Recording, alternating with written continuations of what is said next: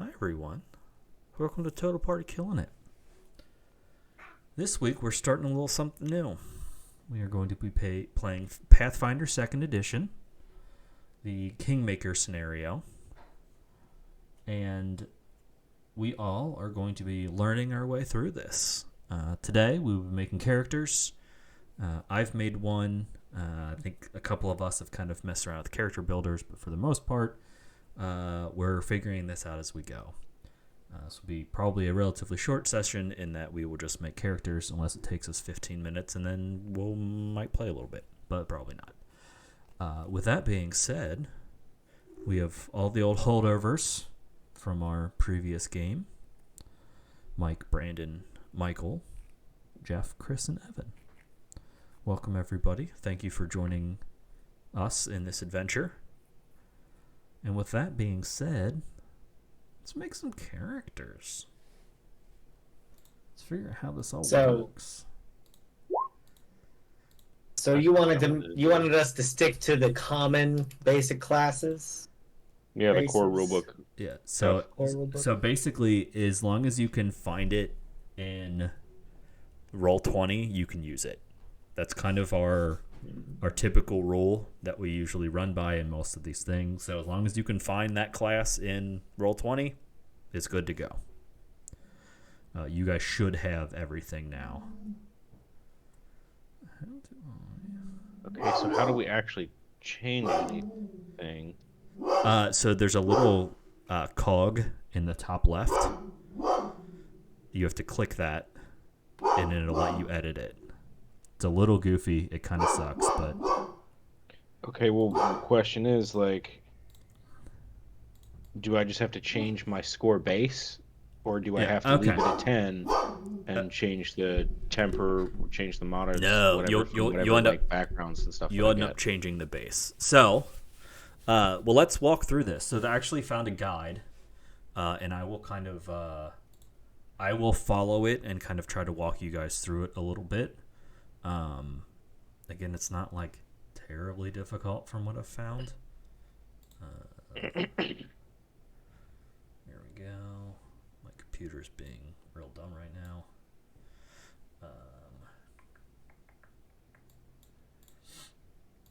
Sorry. Give me 2 seconds. Look at all those conditions.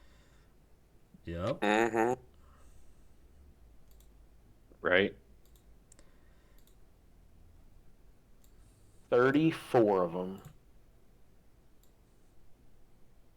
The nice thing is you can just click on them. And it will do stuff and apply everything. It's kind of a nice little thing. All right, so first things first.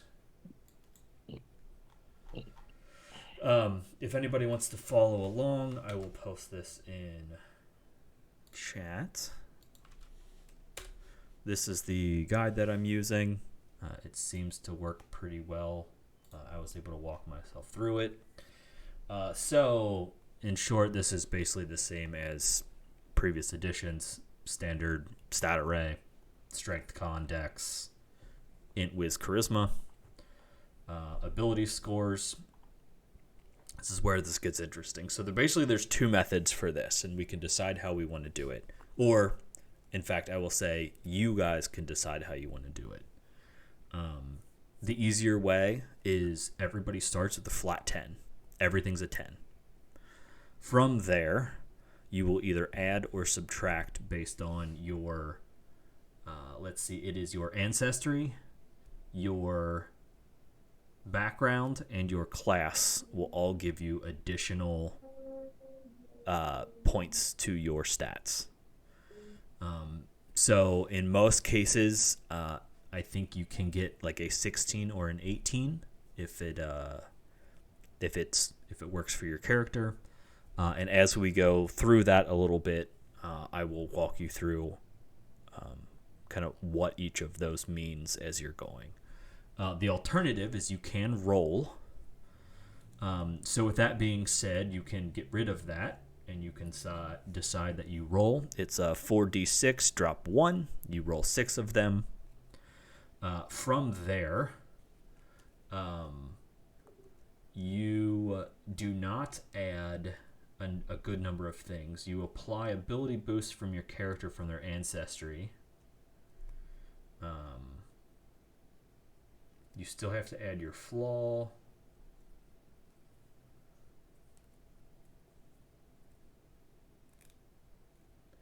And you get 1 free ability boost. So it's not nearly as... I mean, it can be good because you can roll super high. But it's a little more... If you want to do the roll thing, look into it and read through it a little bit more. Like Jeff, like I said, if you want to do that, that's fine. It's a little more complicated. And I think mostly just because I don't know the system well enough to walk through that. But for everybody just using the kind of standard, everything starts as a 10, and then you go from there. After that, so ability boosts, as you are going through your class character or your class ancestry and background, it will tell you that you have a boost. In most cases, an ancestry will give you 2 boosts and 2 stat boosts and what is called a free boost. The free one you can put anywhere you want, as long as it is not one of the assigned stats. So for an elf, you get a boost for Dex and Intellect and a free boost. What that means is you can't say, oh, well, I'm a Dex-based character. I already get a +2. You can't do an additional +2 on that. You have to choose a third thing. Most of them have a flaw. A flaw is going to be a -2. For instance, an elf has a -2 to their constitution. So that's kind of how that goes. Moving on, ability modifiers, exactly the same as what you guys are used to. Are you sure that they can't stack? Because when I was looking in that... Yes, I'm positive they can't stack. Now, with that being said, hold on. They can stack, but not from the same one. So a elf rogue would get a 14 because those 2 things would stack. What you can't do is if you have a free boost, you cannot put it on something that is already that came from the same source. You can't give that one. Can you give an example? Looking at I'll use an example here, Yes. Jeff. I was looking at the Yep. it's not you're not gonna. Oh, can you That's a little fine. bit? You see how it says Uh-huh. ancestry, Yep. and then background and class, and Yes. like each one of those 3 things, I can get a wisdom boost in. Correct. Being That is that I'm a- correct. Yes, you can do that. What Okay, you so can't those can stack. Just you can't stack a free boost on top of those. what you can't do is if you have a free boost and say you have a wisdom boost and a free boost from the same source. Say your background gives you wisdom and a free boost. You can't use that. You can't double do up on the wisdom from correct. the same background. Yes. Okay. But I got you. But if your ancestry doesn't give you wisdom, you can use your free boost on that. It's just it's the source that it comes from that you can't stack on. Gotcha. Yeah. Because the class boost from cleric only gives you wisdom. Right. All of the class boosts give you 1, and it's the primary stat. That's what that boost is. So if you have a class and it's giving you something, it means it's important. And then you have to manually do that. It doesn't automatically do it for you. You have to manually go in and do it. So you can. So where do we put that in over here? All right. So as you're doing this, so what you'll do is you will bring up a character sheet. So we'll start here. Does everybody know what race they're playing? Ancestry, Davis. Does everybody know what ancestry they're playing? My apologies. I too could be dicky about it. No, please do. Please correct me because I would like to use the right term. I mean, you don't have to be a dick, but I mean, I do want to use the right term when I'm using it. Are there any cool ones? Well, what's weird is like when you're looking at the ancestries, it doesn't list things that you would expect, like half elf or half orc. Those are both technically part of the human ancestry. Like there's the human, and then the sub part of the human ancestry is the half elf and the half orc. Right. Yeah, which are also considered. I think a couple other ones that I was looking at have weird sub ancestries. Like the dwarves have like rock dwarf or ancient blood dwarf, shit like that. Like each ancestry has its own weird little like sub. Yep. Sub and each of those give you bonuses as well. So keep that in mind. So, Chris, to answer your question, probably not. You're gonna hate the races we have because we don't have the trident wielding cat ladies. Trident wielding aquatic cat lady that for some reason goblins. has a scorpion tail. Monkey goblins, rasp goblin. Yep. Why am I even the here? spider people? Because you like Frost us. goblin. So there's the base ones are dwarf, elf, gnome, goblin, halfling, and human. In those there are more. Chris, I expected you to have some kind of an idea what you were doing. So for the rest of us, I was gonna go with dwarf unless I could pick something actually good, but that's fine. Yeah. Again, dwarf is my go-to. I think as we continue to expand, if we continue to play this, even if level 5, level 7, if people start to die, we'll get to the point where like if somebody wants to buy a new book to add in to get another race, we can start doing that. But I'm trying to keep, especially right now, this as simple as possible.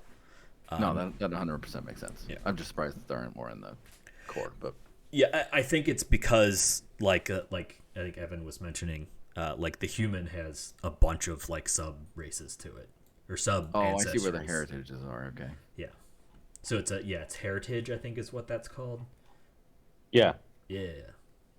Ancestries, and then like in the ancestry page, like if you select human and bring up the little thing, it'll say like in your humanality you've got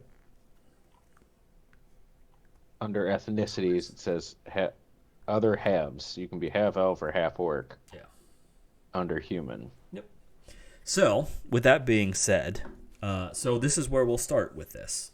Mike, you were asking where do you put all of that stuff. So what you'll do is you will go to your character, and on your sheet, you will have your stats under character, your ability scores. If you hover over that ability score section, you will see little cogs show up on the left side. Click that. For the stat that you are interested in, click it, and it'll kind of bring up a little menu thing that you can look at. And score base is what you will modify. Okay, so the score base is what I'm modifying. Okay. Basically 1 point for every boost that I get, it's right? 2 points. Okay. So a boost is 2 points, unless somehow, let's say you ended up with like a 17 and you wanted to boost it. At level 1, you can only get an 18, so it would only give you 1. I don't think there's a race in here that has like a weirdness thing like that. I think it's for rolls, really. Okay, and then the free is 2 points also? So the free one is 2 points that you can put anywhere you want, other than the 2 that are outlined. So what you're playing a dwarf, right? Yeah, I get con and wisdom and a free. So I got a 2 con, 2 wisdom, and a 2, I put it in strength. Okay. And then you will have a flaw as well. And that is a -2. So whatever stat that is a -2. I think dwarves is the charisma is their negative. Yeah. Do you have a particular order that we should be doing this? Like ancestries, classes, backgrounds, ancestries, classes. I found as I went through it, again, I followed through that little guide thing. So I went through and just said, all right, first thing I'm looking at is my stats for my ancestry. So I did my ancestry and I said, cool. These are the things that my ancestry gets. These are the stats that I get. And I know what I was trying to do right now is like, what I'm curious about is like looking at this app that I have on my phone again, the Path Builder thing. Yep. I showed you it's got the 3 sections where you get your boosts from your ancestry, your background, and your class. But then when it comes to your actual points, it gives you 4 choices. And those 4 choices each add another +2. Correct. Are those 4 choices just because? So So like your race will give you a free one, or sorry, your ancestry gives you a free one. I've already got the ancestry, background, and class boosts added in. Yes. So Right. I wish I could. Yes. At the end of it, let me find this again. Building scores. Let me put it to you this way: like my wisdom score, I get 3 boosts, 1 from each part, 1 from my class, my background, and my ancestry. So that puts my my wisdom at a score base of 16. And then with those 4 random choices that it gives me to add to stats, You can get an 18. I can put my wisdom to 18. Yes. Right, but I don't remember why it lets me pick those 4. Reading. Yes. So okay, if you don't roll, you get, after you've done your ancestry, background, and class, you just get 4 free ones to put wherever you want. You can't. Each of those picks is a +2. Right, but you obviously again you can't duplicate any of those, so you can't be right. You can't pick wisdom twice and get a correct. 20. Yes. Right, I get you. Well, or you can't just be like, well, I'm just going to put all 3 of these into strength or whatever. You can't. You have to put them different places. So I get wisdom and con as the dwarf and a free one. Yep. So I put 2, and then I threw 2 in strength. Mm-hmm. I'm looking at my background, and it gives me strength or con. So do I have to take the 2 free ones that are in strength that I put in for my race and take them out? No, you keep those. Okay. So you can stack them. Yes. It is from a single source is the only time you can't stack. And then I have another human free. I have strength or con for my background, and then 1 free one. Okay. Correct. So like humans get 2 free ones that they can put anywhere. Because they're humans. So I can't put both of them in my strength. I have to choose 2. But if his background and his class both give him strength, he gets both of those, as well as the strength from his human. And so wait. So if your ancestry, so if your background and your class both give you strength, Michael, you can still pick one of your free boosts as a human to be strength to give you a total of +16. Yep. That way, when you're assigning your 4 picks of +2, you can put another point from that into strength to get an 18. Yep. Like me, I focused wisdom since I'm a cleric. Yep. And I have a +4. And then I have a +2 to dex, +2 to con, and a +1 to charisma. There's some weird thing about clerics that needs charisma. I don't remember exactly what it is, but it's like +1 will just it's be... you get, it's like divine right or something like that. It basically gives you extra harm/heal spells. Right. It's part of the healing, I think it was part of the war priest domain thing that I took. But it's a cleric thing, I think. I think all clerics get it. It's the healing font. Yes, healing font. You gain additional spell slots each day at your highest level of cleric spell slots. You can prepare only heal spells in these slots, and the number of slots is equal to 1 plus your charisma. So basically, I get 2 extra heal spells per day on top of the 2 spells that I already get. Those can only be heal spells. Only, yes. But, all right, so I've got my ability scores set. Well, it's skill training. But you said after you do your ancestry, background, and class ability scores to take 4 points and add them to it. Then you get 4 free boosts after that. Yes. Cool. That all have to be individual. Yes, you can't put. Yes, they all have to be individuals. Yes. Again, to go back to that, you can never get over an 18 at level 1, and you can't have less than an 8 at level 1. So you have to have at least an 8 and no more than an 18. Right. So then HP. And please ask 8. If you guys are struggling with anything, by all means, please ask. I will step through this as much as I need to. Again, it's something new, and I've done it enough to have an idea. It tells me I get an expert proficiency in perception, and perception isn't a skill. Okay, it is, but it's in a different place. It's in a weird place. It's in that bottom corner. It's underneath the conditions. Yep. All right. Now, how the fuck did I get this? Magic. No, I'm trying to look and see, because like on the little app thing that I have, my Yep. I have 18 HP. Oh, that was something weirdly different. Yep. I saw 20 HP. Yeah, I hit saw points. 20 HP on my defenses sheet, but that was the HP of my shield. Yeah, shields are different. Not my HP. Yep, my HP is 18. Yes, shields are different in this, and we will get to shields later. Let's not worry about shields right now. All right, so fortitude, I am expert. What the fuck? What the hell? What are we doing? Well, I'm expert in fortitude save, right? Yep. So I went to rank and I clicked expert, and Yep. to change the number, it's instead of having a number, it says E7. Yes. So you are an expert at a total of 7. Your bonus is a 7 now.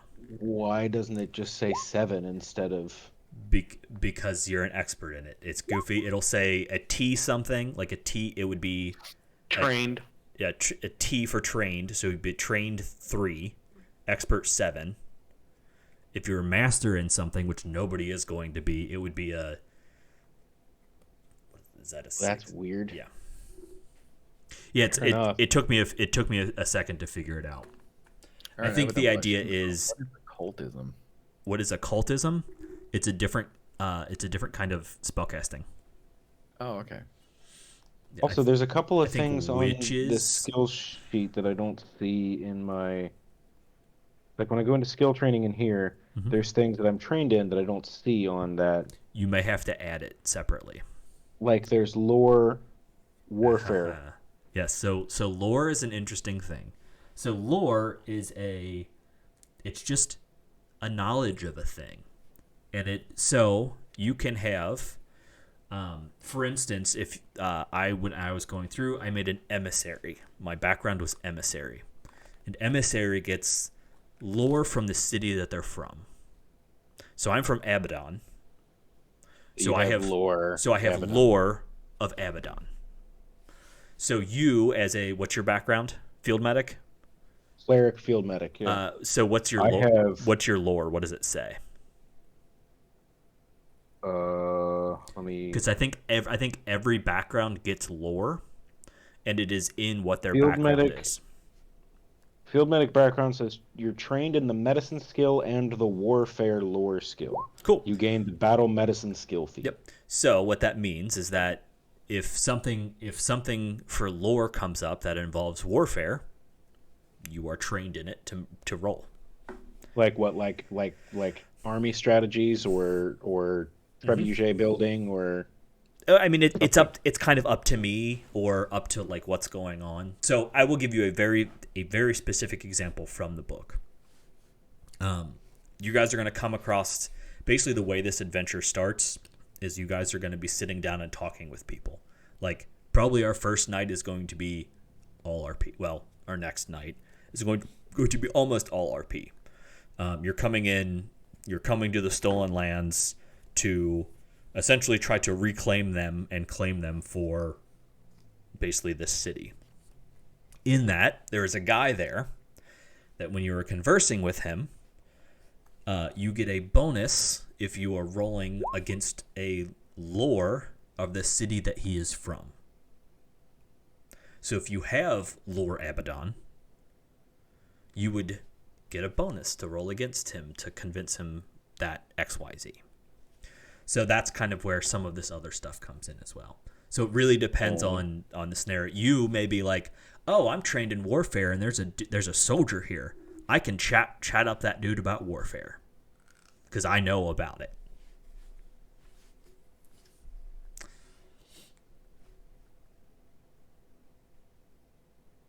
In fact, I'm going to...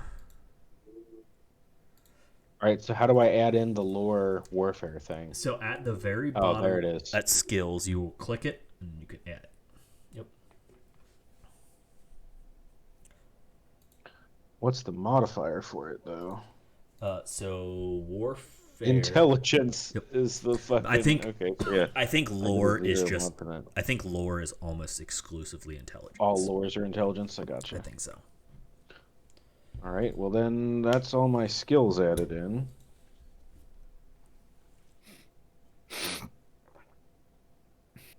Here's the weird thing: is like I selected the.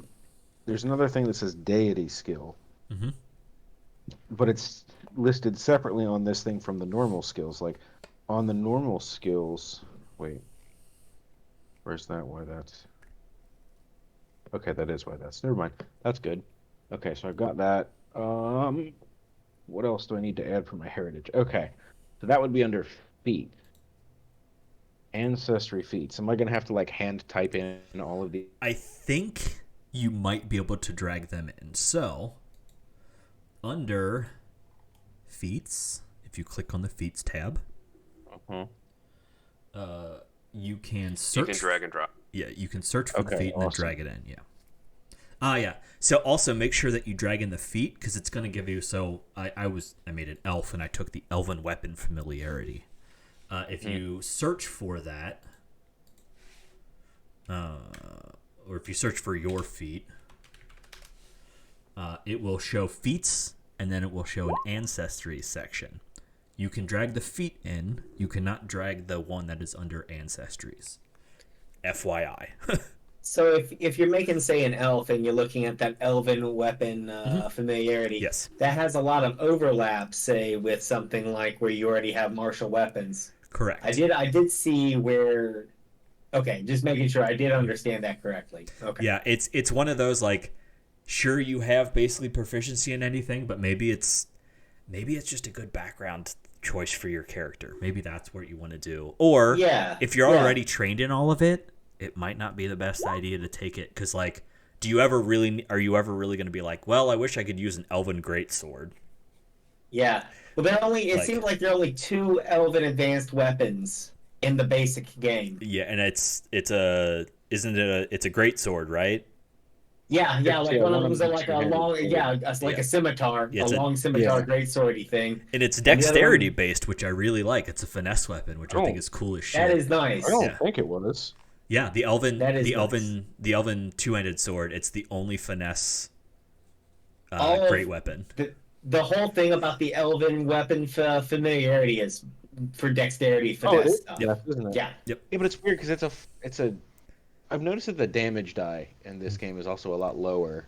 It's all over the place D&D as well. Like, there's a lot of two-handed weapons that are only a D6. Granted, I will carry on. So, with that being said, I will just talk as you guys are continue to work through this. One of your characters is going to be using a great pick. It's D10. Oh yeah, I love the idea of the great pick. But if you crit with it, the dice goes up to a D12. D12. And you add an additional D12. If you look on my rolls, Davis, I don't know what I'm doing wrong. It's not rolling damage. Do those? Oh, there's 2 different things you can click. There is. Oh, attack and damage. Okay. Yeah. So if you click, there's weapon you can click on, and then attack. Okay. So we're gonna always have to roll. No. So if you click weapon, so you're clicking just the attack right now, right? Yeah. So above that, you should see. Okay. Yeah. Okay. There you go. Okay, so click on the actual weapon itself. Okay. Yes. Click on the weapon name. Okay, so I'm pretty sure my weapon it increases my damage to a D12 instead, right? If you crit, it is it's considered a D12. And it automatically says on a crit it times 2's the damage, so I'm not adding any additional damage to that. Correct. So it's a really bad crit there. Crit is going to be something different because it is if you roll over. I think it's a 10 over their AC, it's considered a crit. So just because you rolled a nat 20 doesn't mean you crit something. And just because you roll a nat 1 does not mean you miss. You can still hit something with a nat 1.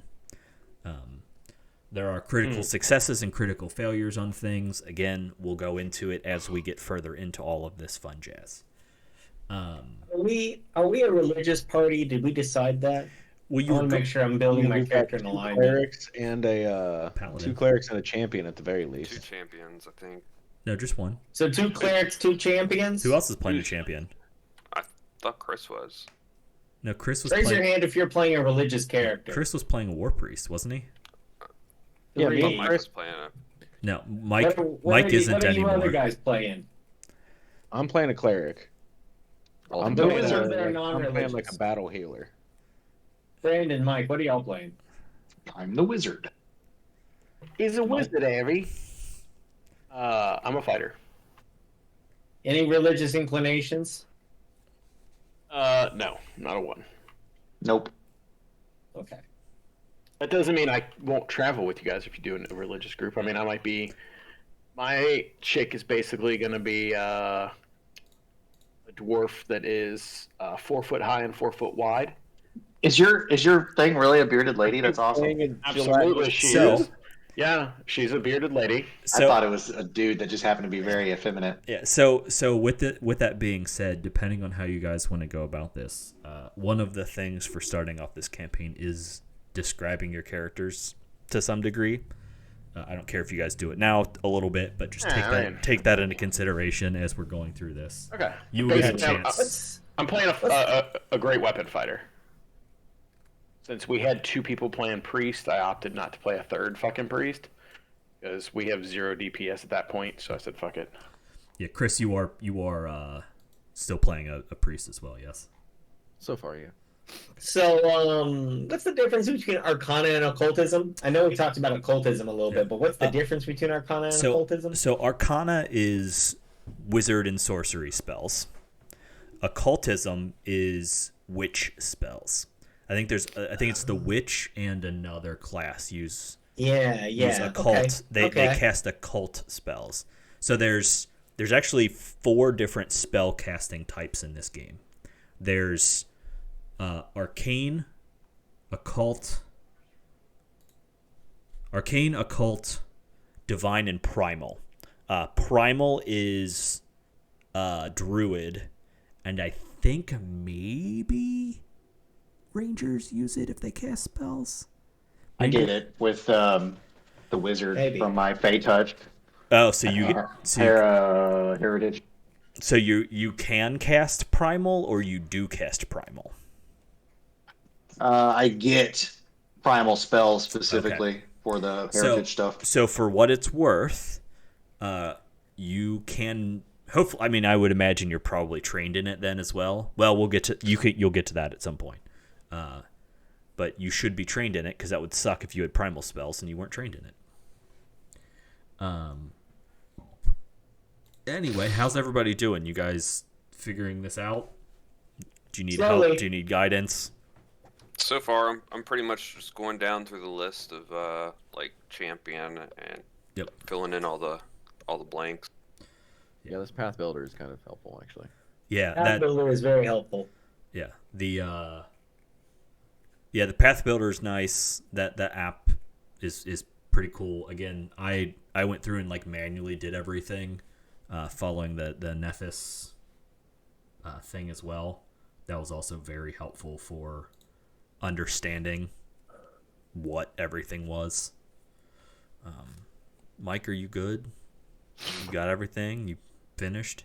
I'm gonna take that as a no. Let's look at your character, shall we?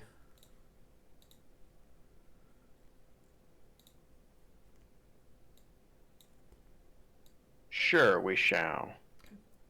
So for my favorite weapon, I'm kind of stuck between backpack catapult and black powder knuckle dusters. Isn't your favorite weapon? Isn't that the one that from your god? Yeah. Yeah. I don't think you get to pick that, buddy. I hate this game. Unless you can convince me that like Abaddon has decided that a backpack catapult is. He's not the god of invention, so I don't know that I'm going to give that to you. That's fair. So, let's see. Mike, you got your hit points. Good. Obviously, you don't have gear yet, right? Uh-uh. Okay. gone through. Have you gotten all of your proficiencies? Yeah, I got the ones that were my. Yeah. Okay. I don't know what trained in fighter class DC means. Trained in fighter class DC. It says class DC. Oh, so if you do a maneuver that requires a check, so your fighter may have an ability, that's what that means. So you would get trained in that. Okay. I don't know where that goes. Oh, class DC. Where's that at? Under ability scores. Okay. Cool. Yeah, so you'd have a 16. That's about right. Yeah. Okay. Fortitude, will. Yep. Cool. And then do you only get 2 things that you're trained in, acrobatics and athletics? From class? My class you get a choice of acrobatics or athletics, and then trained in a number of additional skills equal to 3 plus your intelligence modifier. So I get to pick 3 other abilities that I'm trained in. Yep. 3 plus your intelligence modifier, which is a 0. So yeah, so you get 3 other ones. Okay.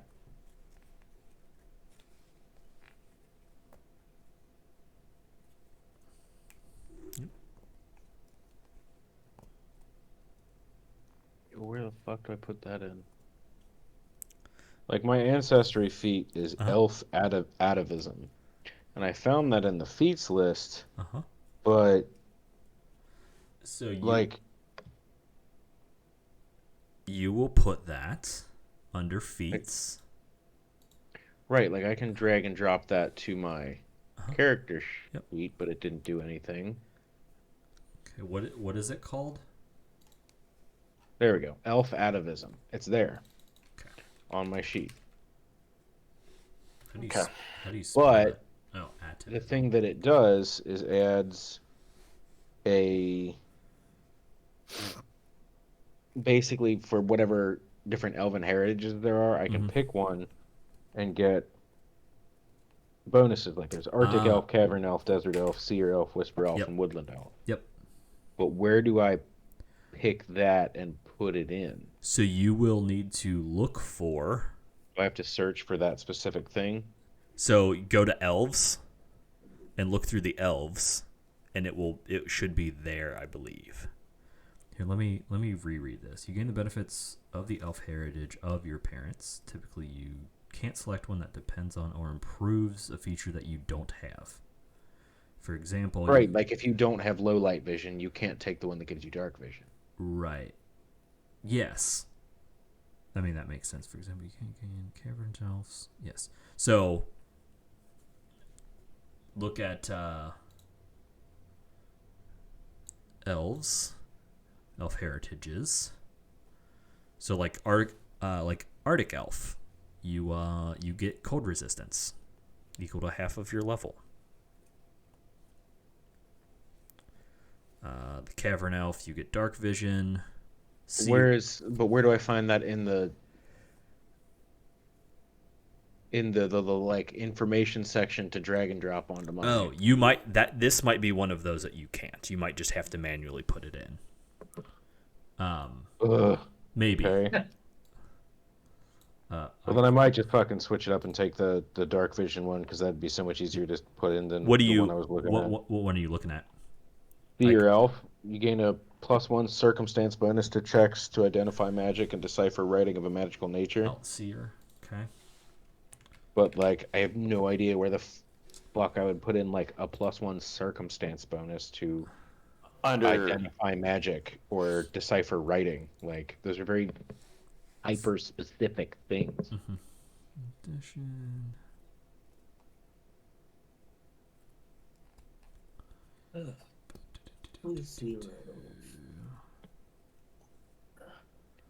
Yeah, I think this is actually exactly one of the things that Mike had posted, that they're working on getting this into the drag and drop feature.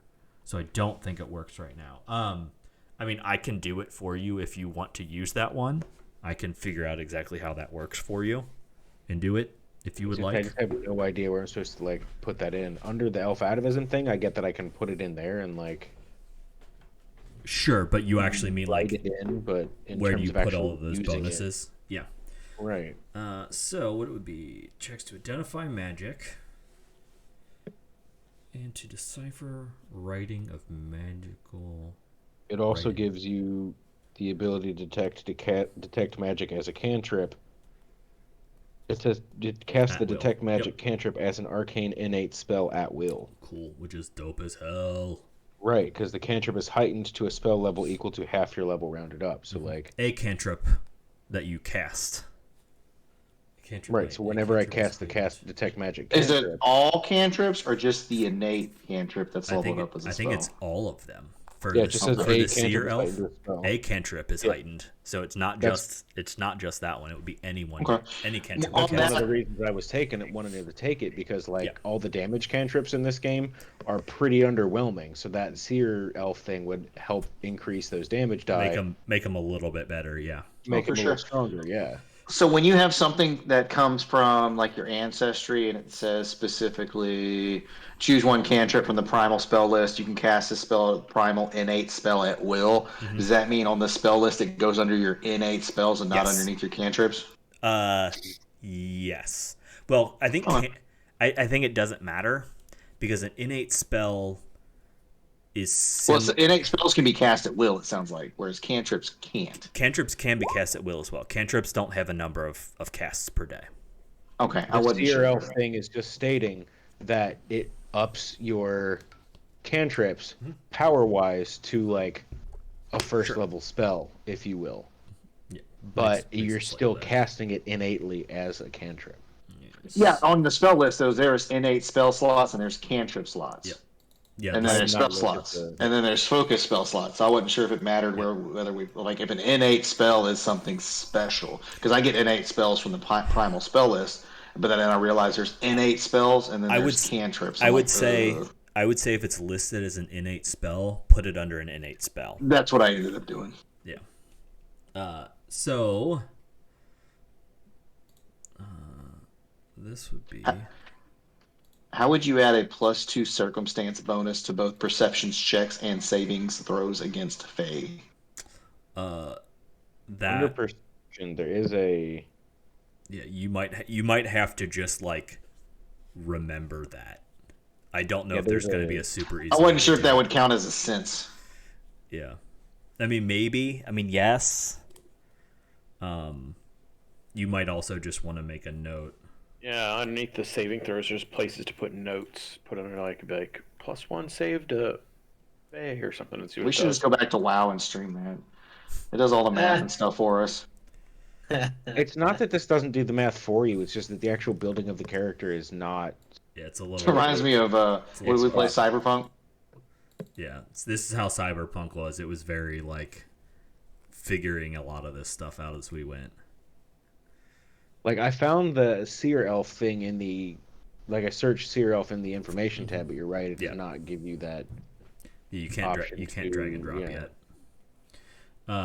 Well, I will, Evan. Like I said, I will get that for you because that's cool, and I want you to have it.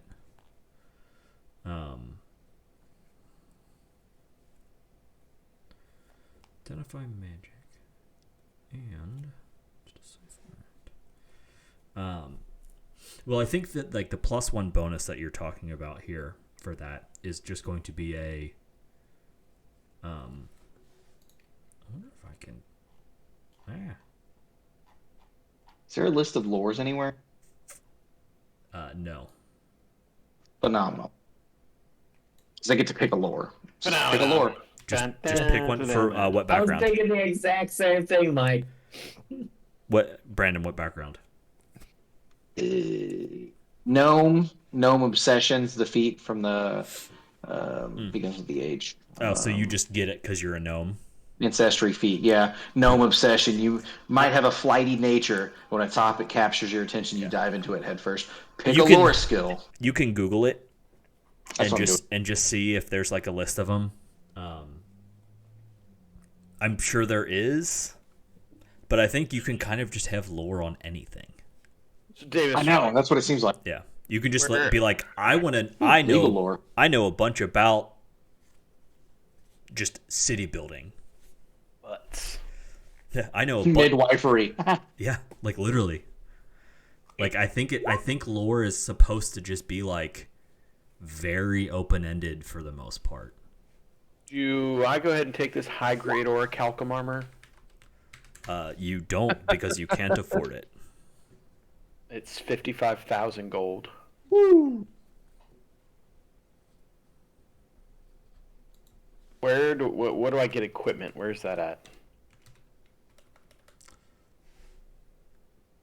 Or do we want to wait? Give me 2 seconds and I You're will good. help you with equipment. I mean, I don't get any abilities at first level other than shield block, which I'm not using a shield, so I'm not worried about it, and then attack of opportunity. So, are we going to be going to any different planes? No. Don't know, bitch. I mean, I don't want to pick like a plane lore if we're never going to do anything. Go whatever plane fucking Chris and even banish you to. What if they send your ass to the ethereal plane or something? There is a planar lore that would be useful. Okay. In fact, you know what? I'll just tell you, it's Fae. Oh, cool. I'm Fae. So, Fae. That works. I'm Fae Touch. Yep. Touch D's Fae. Yeah, so having like lore on the Fae world or whatever checks out. It will be useful.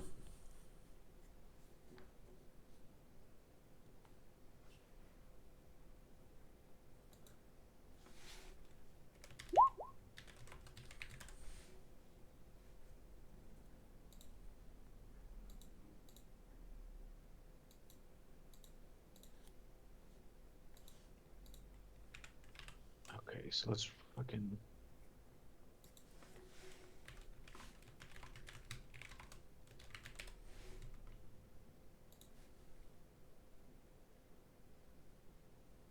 All right, so let's see. That's gonna be fucking annoying to remember.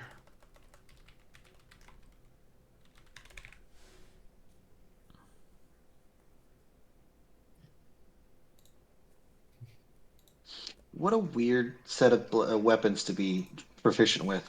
A glaive and a kukri. Mm-hmm.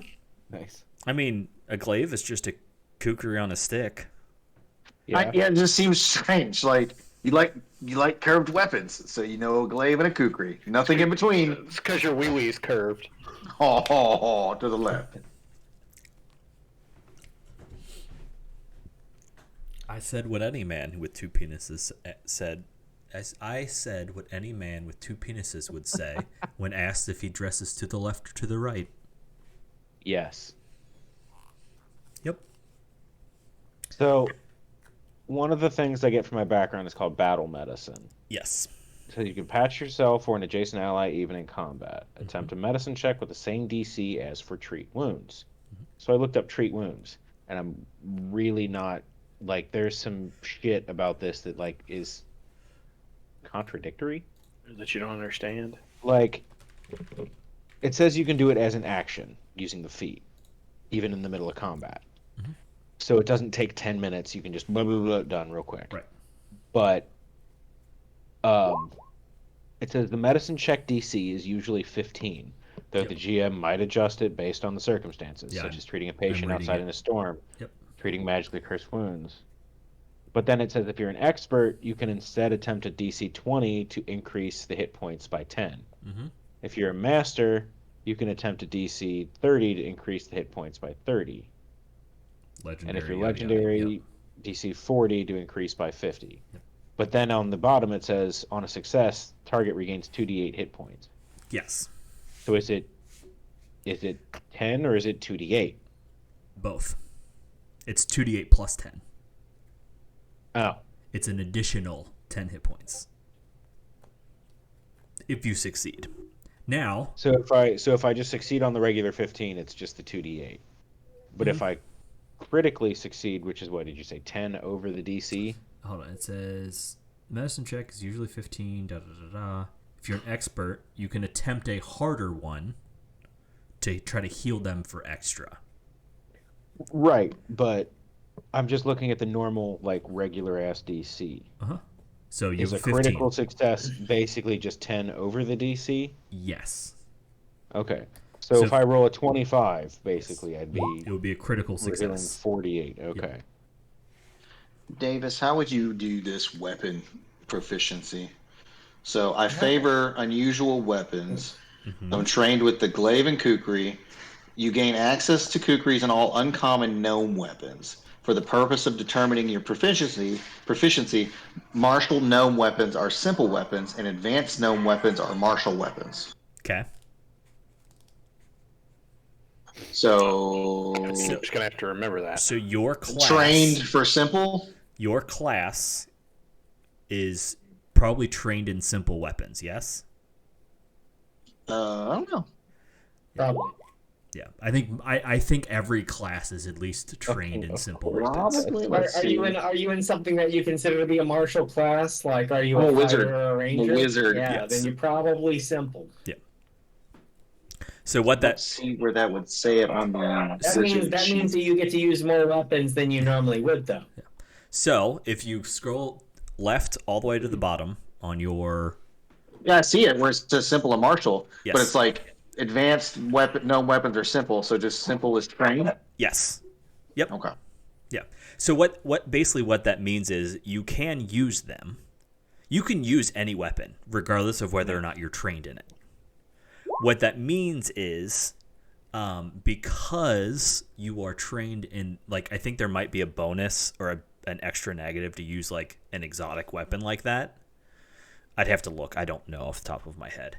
Basically what it means is if you use a kukri or a glaive, I think it's a kukri. I think a kukri is a simple weapon. A simple It's an weapon. advanced gnome weapon. Sorry, an advanced gnome weapon. It means it's simple now, right? Yeah. It's martial. Advanced or martial. Yep. Martial or simple. No. No, I think what he just said was, get out of the way. Advanced weapons are simple? No, hold on. Reread it. Martial gnome weapons are simple. Advanced gnome weapons are martial. That's what I just said. Okay. So advanced would be martial. So if a glaive is an advanced gnome weapon, then it would be a martial weapon. Yes. You would treat it as a you martial would weapon. need martial weapon categorizes training. down Yeah. those. Yeah. So you would need martial weapon training to use a glaive. Yes. To use Yes, it but not effectively. a To use it glaive. effectively. But I am trained with the glaive, and I'm trained in glaives and kukris. Okay. So what you Then would you can use it. So in that case, you're just gonna have to remember that, like, okay, cool, like you can use a martial weapon, and you're gonna put trained for martial, but it's really But he's not trained for all martial. He's trained for that specific one. He's gonna have to remember. Let me see if I can. I'm gonna put that on the bottom. You can add shit. So how do I add hit points to my character on this sheet? That's a real problem. I'll Where the HP thing is, where it says hit points in the top right corner. Yeah. You click the no, cog. I see that. Yeah. Click the cog, and it says ancestry and class. You So add what's the numbers for what's your both of question? those. So what's your question? Your ancestry gives you hit I see. points, and I your have to go class. back and start clicking through this thing again. Yeah, ancestry gives you. Ancestry will give you. What are you? Elf. I'm an elf, and I got it. Elf is 6. I'll go back through. Yeah, I need to just click on the thing. Yeah, and your class is probably an 8. Thank you, Evan. Sure thing. Yeah, I would say add it to other. Brandon. I'm not exactly and then I think you can probably, when you're making weapons, you can probably select the category. Oh, you'll have to modify. You'll have to modify. Yeah, the I weapon. did simple, martial, both trained, and then underneath I put 2 other for kukri and glaive. Yeah. So. Are you trained in martial weapons? I mean, I'm trained in the gnome advanced weapons. He's trained in gnomish weapons. Then I would say you were untrained in martial then. An advanced gnomish weapon is a martial weapon. Sure, but Yeah. you're not trained in martial weapons. So I'll But put once you untrained. get trained in martial weapons, I'm never going to I'm never even going to swing this kukri probably. Right. So. Chris, how you doing? You just watching TV, ignoring us? Yeah, he's not paying attention. Crying on the inside. Okay. A little bit. He's still at his name. Yeah. You gotta really pick a good name, or else the character's worthless. It just doesn't. No, I'm looking at equipment. Cool. So equipment. Is that Is there like a starting kit? Nope. Thing? Nope. Oh man, You get like that. You get 15 gold. Have fun. Right. Evan, what's your question? Immovable rod. Oh, I was just trying to determine because that background that gives me the battle medicine thing, would that be listed as a bonus feat? Would that be listed as a class feat? Let's see. Because right now it's under ancestry and abilities, is where I drag and dropped it to. Yeah, it would be. Is it? Did you get it from your class? From my background. From your background. But there's no. It would probably go under general class feats or general. It would be a general feat. Because that feat ultimately is a general feat, so I think that's where it goes. Okay, hold on. I'm gonna have to delete it from here. Which is, how do I do that? Good luck. There we go. I'm gonna have to redo this.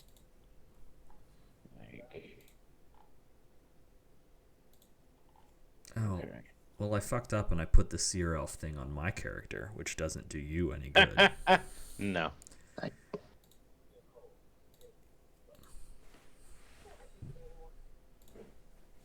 that's gonna go under general feats. Are you sure we can go under class and abilities? I mean, you can put it there as well if you would like. I mean, because I hate this. It's I'm just gonna put it under general, like you suggested. It kind of doesn't matter.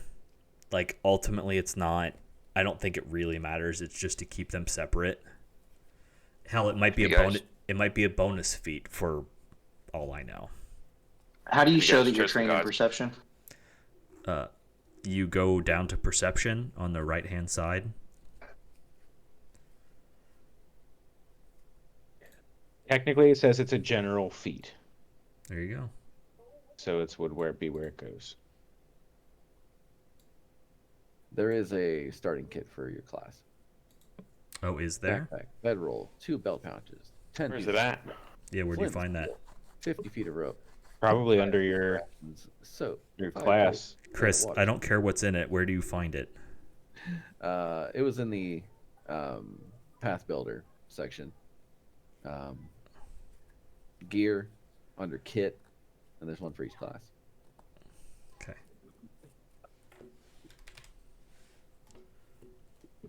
I don't see kit anywhere under the gear tab of the Path Builder. There are lists of your coins, add gear, add container, add formula, and then main inventory.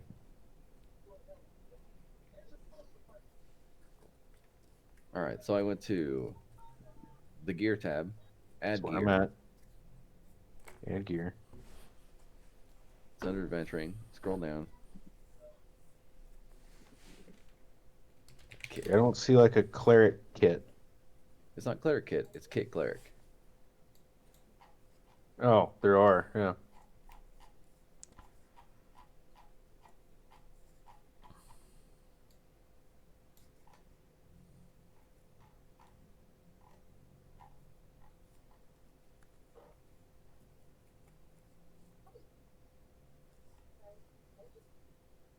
Should at least help you figure out what to add in the other one if it's not legit.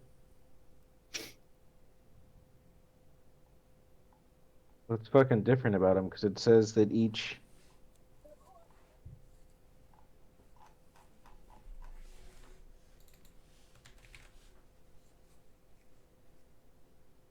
It says an adventurer's pack is included in each kit. Contains these specific things. But then it says gear 2.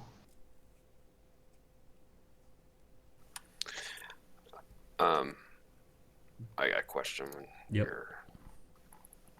So I chose the warrior background, and my deity also gives me, which gives me a trained intimidation. My deity also gives me trained. Does that mean it goes up to the next level? No. I think that means that you get. You can pick a free one, but let me look.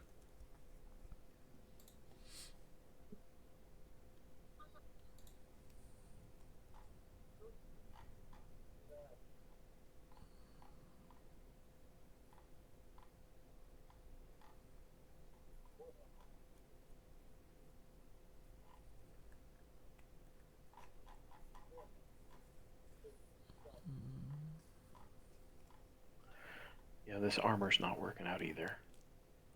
What do you mean? Says it gives me an AC bonus of 4. Mm-hmm. Max Dex cap a +1, so I should have a +5 basically. And my base 10's a 15 or a 10, so I should have a 15 AC, and it's only giving me a 14. Does the armor maybe not allow your dexterity? No, it does. I'm just trying. There's a button on here that says Dex. I'm looking. Or, and then I put everything in that Dex button, and it just keeps the same. Like if I put a +5 in there, it just gives me a 14 still.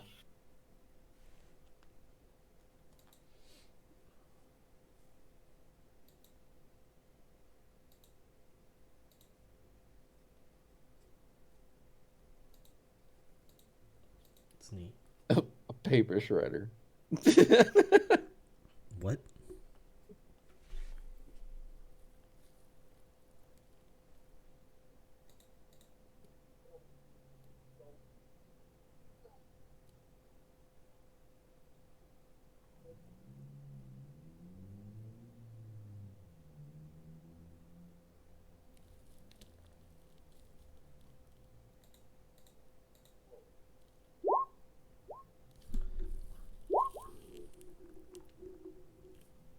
Is there any wildlife?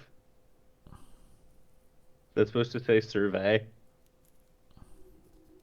Yeah, it's okay. I already fixed it. Okay. That's how it got. Sorry, Mike. Let me look Got at this clicked. other thing really quick. Okay. Chris, where are we finding these kits at? What am I typing in? Under gear, it's No. kit, comma, and then your class. No, he's looking. You guys are looking at that app, right? Yeah, we're looking at That doesn't- Pathfinder, so that it doesn't probably might not exist in Do here. most of us any good? But if you're looking at Path Builder, you can find it, and If you go to the information tab, Mike, and just search the word kit, under rules, there's a thing that says class kits. You can't like drag and drop it, but like for a fighter, your class kit is 3 gold, 8 silver pieces, 3 bulk, 2 light, money left over, 11 gold, 2 silver. It gives you a hide armor, a dagger, an adventurer's pack, a grappling hook, I see it. and then options: great sword, longbow with 20 arrows, or long sword and steel shield.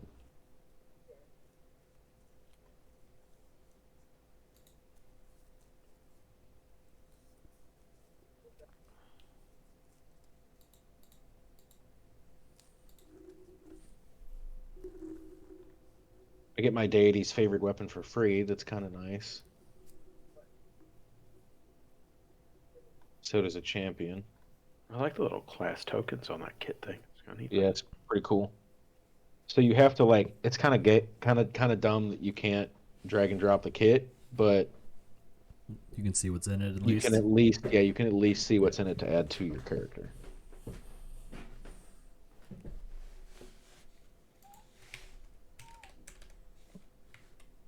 Like, I know one of the things I have, which I don't see listed anywhere, which is weird, is part of my background, my field medic thing.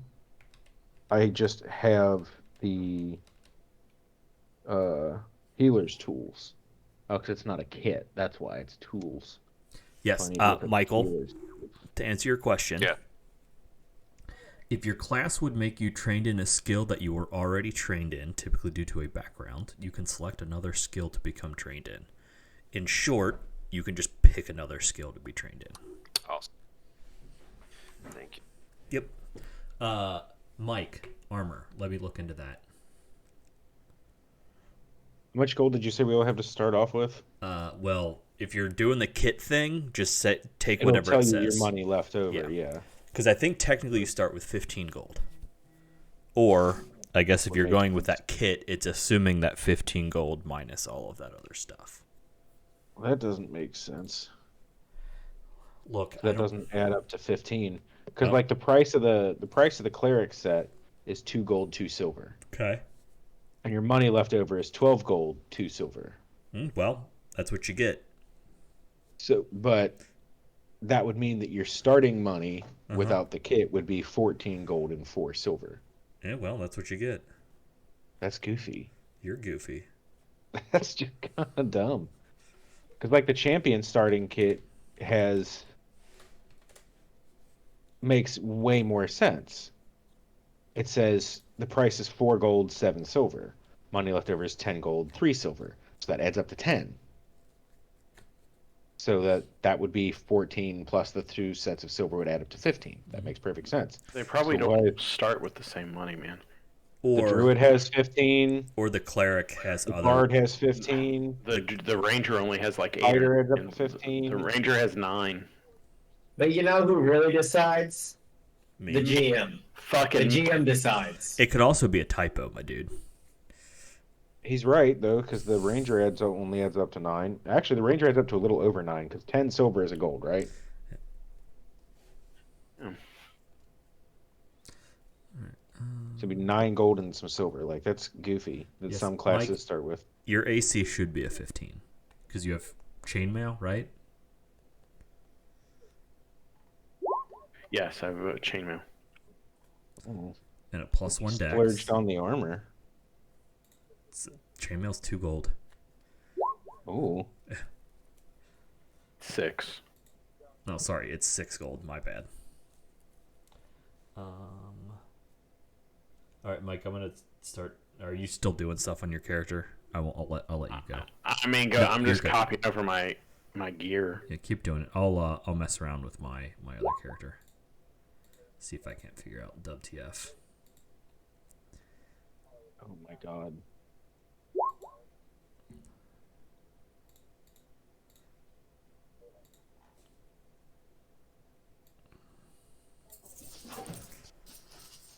I only want to see stuff from.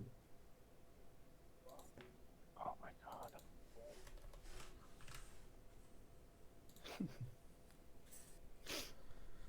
Let's see.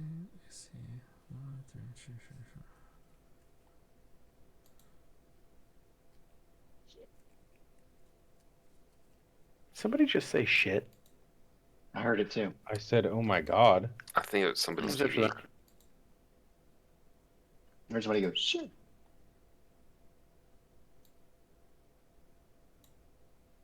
Price is 8.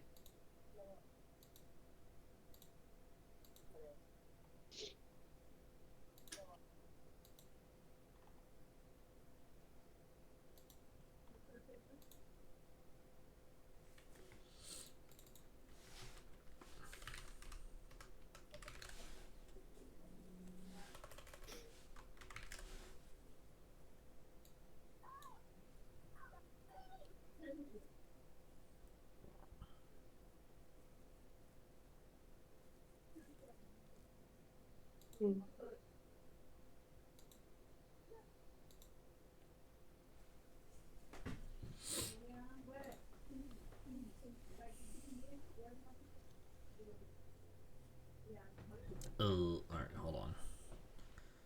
Because mine worked. Of course. Hold on. Oh. Did you drag it over or did you put it in yourself? I put it in myself. Oh, well, that's why. It won't let. It didn't let me drag anything. Oh, did you drag it to the right place? I tried to drag it onto the blue spot. Okay. You have to go to your inventory. And under inventory, there is worn items. I see chainmail there. Oh, yeah, I put it there.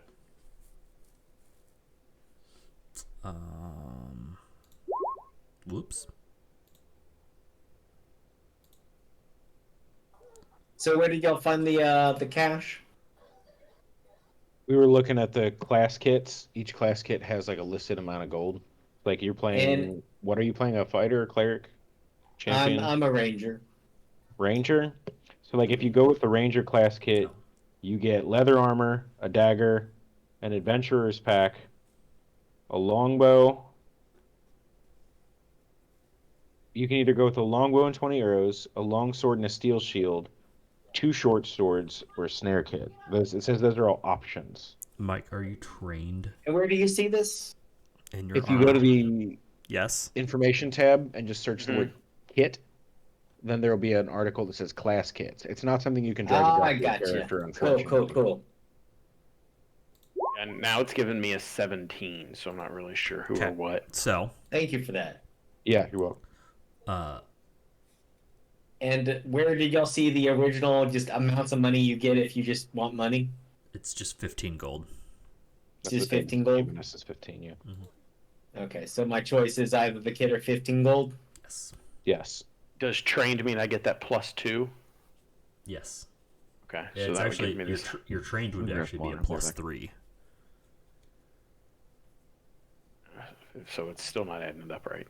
Hold on.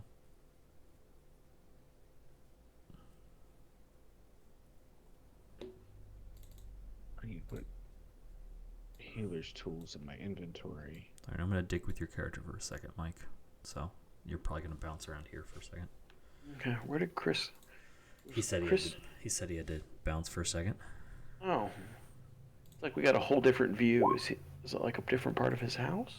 He's Is downstairs. that his couch? Oh, okay. He's on his couch.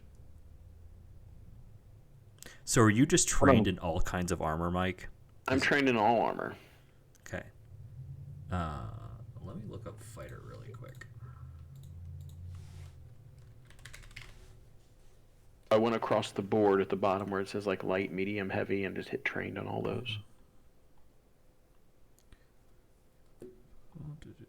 Skills you were trained. Trained That's in all interesting.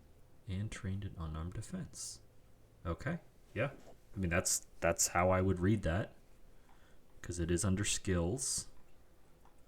So it's not it's not listed in the class kits on Roll20, but on the app thing that we were looking at, part of the cleric kit says a bandolier, which would make sense. Yep. Well, there you go. Which would make sense. Well, it's not listed in the Roll20 kit though, which not a huge deal, but like I was thinking as far as my healer's tools go, that would be like my bandolier. That would be my healer's tools. Well, and that's the difference between that missing money too. Fair enough. So you're right. If are you all right with me adding healer's tools as a worn item? Yes, it would be. In terms of the bandolier, and that would be the missing money that I was referring to. That's fine. All right, so that's gonna go under worn items. I think probably gets more fucking updates via player use than fucking Roll20 does. Probably, because they probably can. You said what gets more updates? The app you're using. The app that I'm using probably does. You're saying? Yeah. Yeah, probably. If you get a familiar from your class and you get a familiar from your ancestry, does that mean I get 2 familiars? You have to look at familiar and find out how that works. Do it. I would say maybe. I would say yeah. Or Google it. I don't know. I don't know the answer to that, Brando. I think you should have 2 ferrets like the guy from Beastmaster. Well, one of them would be like a ground animal, like dude for my Fey touch. A raccoon. And then practical guide to familiar. And then a possum.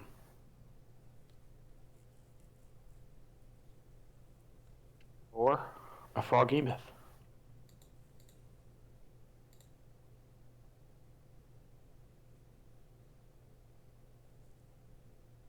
I like what you're doing. You're giving the more you fuck with my character, the higher my AC gets. So I'm trying to figure out armor class ability select. I mean, it would be like, here you go. Do you want that? No, it doesn't go up because it's a cap of 1. Because I think that's how that should be. I don't know why. I don't know what it says, mod plus or mod something or cap proficiency. So basically, what that means is, let's say your cap is a 10, right? Okay. So your modifier is a 1 for dex, or a cap of 10. So if I were to say, oh, cool, I'm going to use strength for your AC. Obviously, it's not how this works, but it would go up to a 20, right? But if your cap is only a 1, it can only ever be 18. You can only ever get 1. That's what the or means. So, for the armor, in terms of dragging and dropping it, should I drop it into worn items? Yes, because you are wearing it. Okay. I just wanted to make sure I was drag and dropping that in the right area. Yep. I don't know if putting it there will make it. So how do I get an 18, Dave? My AC, yes, it does. 15. So you're trained in it, which gives you a 3. How? At top it just says trained 2. Well, I guess we do add that. Do you Plus add that your level. proficiency in? Do you add that into everything you do? If you are trained in it. Okay, so 2 plus so it's 3. Okay, So it's a 3 plus a 4 because the armor is a base 4 plus your dex. I got it then. Okay. So next level your AC is going to be a 19, and the level after that it's going to be a 20, and the level after that it's going to be a 21. Unless you become an expert in something, and then it'll be a 4 plus your level. Okay.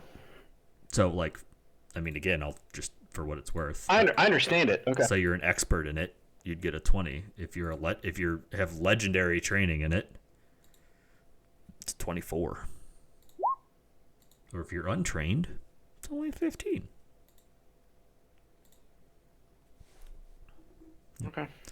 So, for instance, like you are an expert with your martial weapon, which means you get a +5 to hit just off of your training. Yeah. Plus your modifier. There we go. That's where that. All right, I'm gonna go poop. I'll be back. Good luck, goodbye. Is shield not listed under weapons? Because it's not listed under armor. Just search for shield. There's like there's different. I mean, there's different types of shields. There's a million of them. To look up Rice's.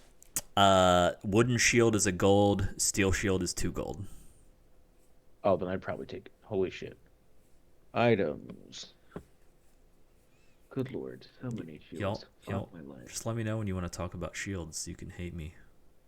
Oh, I know. There's because Hate the game. using a shield gives you access to a feat called like Shield block. Shield wall, So or something like shield block. And when they hit your shield, it's called it raise can shield. break your shield because your shield has its own hit points. Yes.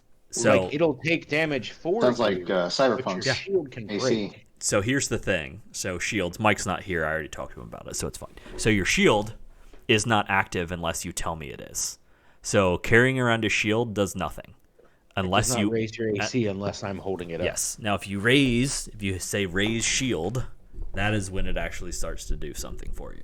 Granted, if I hit you, is can you raise your shield and do something else? Like, can I have my shield raised but still cast with my open hand? yes. Or can I have my shield raised and poke with my rapier? Yes. So Okay. So Oh yeah. So here's the thing. We haven't gotten into. And obviously we'll get further into this. The action economy of combat is very different than previous editions. And actions take a single action, 2 action, 3 action. Yes. Like the heal, like we were talking about. The heals have an option for using a single action, 2 actions, yes, or 3 actions. So what that set has a different effect. So, in a round of combat, you can take 3 actions. What you do with those 3 actions is up to you. You can do whatever the fuck you want with those 3 actions. Do you want to go attack? Do you want to attack 3 times? You can attack 3 times. Do you want to move 3 times? You can move 3 times. Do you want to move, attack, and then get stabbed in the butt? Like move actions and actions. Correct. Like it's all just an action. So, say raising your shield is 1 action, and casting a spell is 1 action. Mm-hmm. You have and 1 action moving left. is another action. That would be my whole That's round. it. Yep. Now, with that being said, if I want to stand still, I could say use my shield for 1 action, and then use 2 actions to cast a spell to either. I don't know if I haven't thoroughly read into the spells yet, but can you use 2 actions to make a spell do more damage? So, certain spells take more or less actions. There are spells that take 3 actions to cast. It is a 3-action spell. Like that's all you can do. So heal is a weird one. Because heal and harm is because you can choose to use more actions. Most spells, from what I was looking through, aren't like that. It's a 1-action or 2-action spell. Like Fireball is a 2-action, or it might be a 3-action spell. Okay. So what that means, so here's an example of how this plays out. So there is an action, and then if you take something that takes more than one action, it's called a something, and I can't remember what it's called. There's a different term for it. So if something takes 2 actions, it's called like a long action. I'll call it that. I forget what it's called. I need to reread it. But it's called something else. So let's say, there is an action you can take that is move and attack. I think they call it like charge and strike or something. I think is what it's called. And I think technically attacking in this game is actually called striking. Like that is the proper term for it. Again, obviously I don't really care. Like that's a semantic thing. But let's say you move and attack. There's an action you can take that is both of those things. It is both moving and attacking. The caveat there is, say you move out of something's threat range to attack something else. Mm-hmm. If you get interrupted, say a creature hits you and knocks you down, you lose both of those actions. You don't get your attack at that point. Right. So if you cast a spell and it takes 3 actions or 2 actions to cast,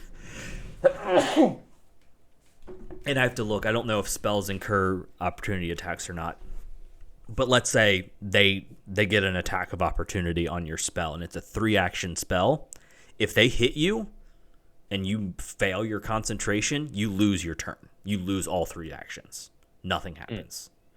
So basically, it's one of those things where if you have an action that takes more than one of your actions and it is interrupted, you use all of them. So it's kind of I imagine spellcasting is probably one of those like tricky things in this edition. Again, I need to look into like opportunity attacks and that. I don't recall off the top of my head how it works in this edition. But it is like, it's a thing you have to take into consideration. Like if I'm going to cast this spell and I get punched in the kidney, it's gone. You lose. I think you don't lose the spell, but you lose your turn. I know you lose those action points that you spent. Right. Those points you spent. I haven't casted the spell, so I don't lose the spell from my spell list. Now, I could be wrong. Cast it because I've been. Yeah, I could be wrong. I could be wrong about that, by the way. You may actually, it might be, you failed your concentration, it's gone, you spent it. Again, I have to look into it.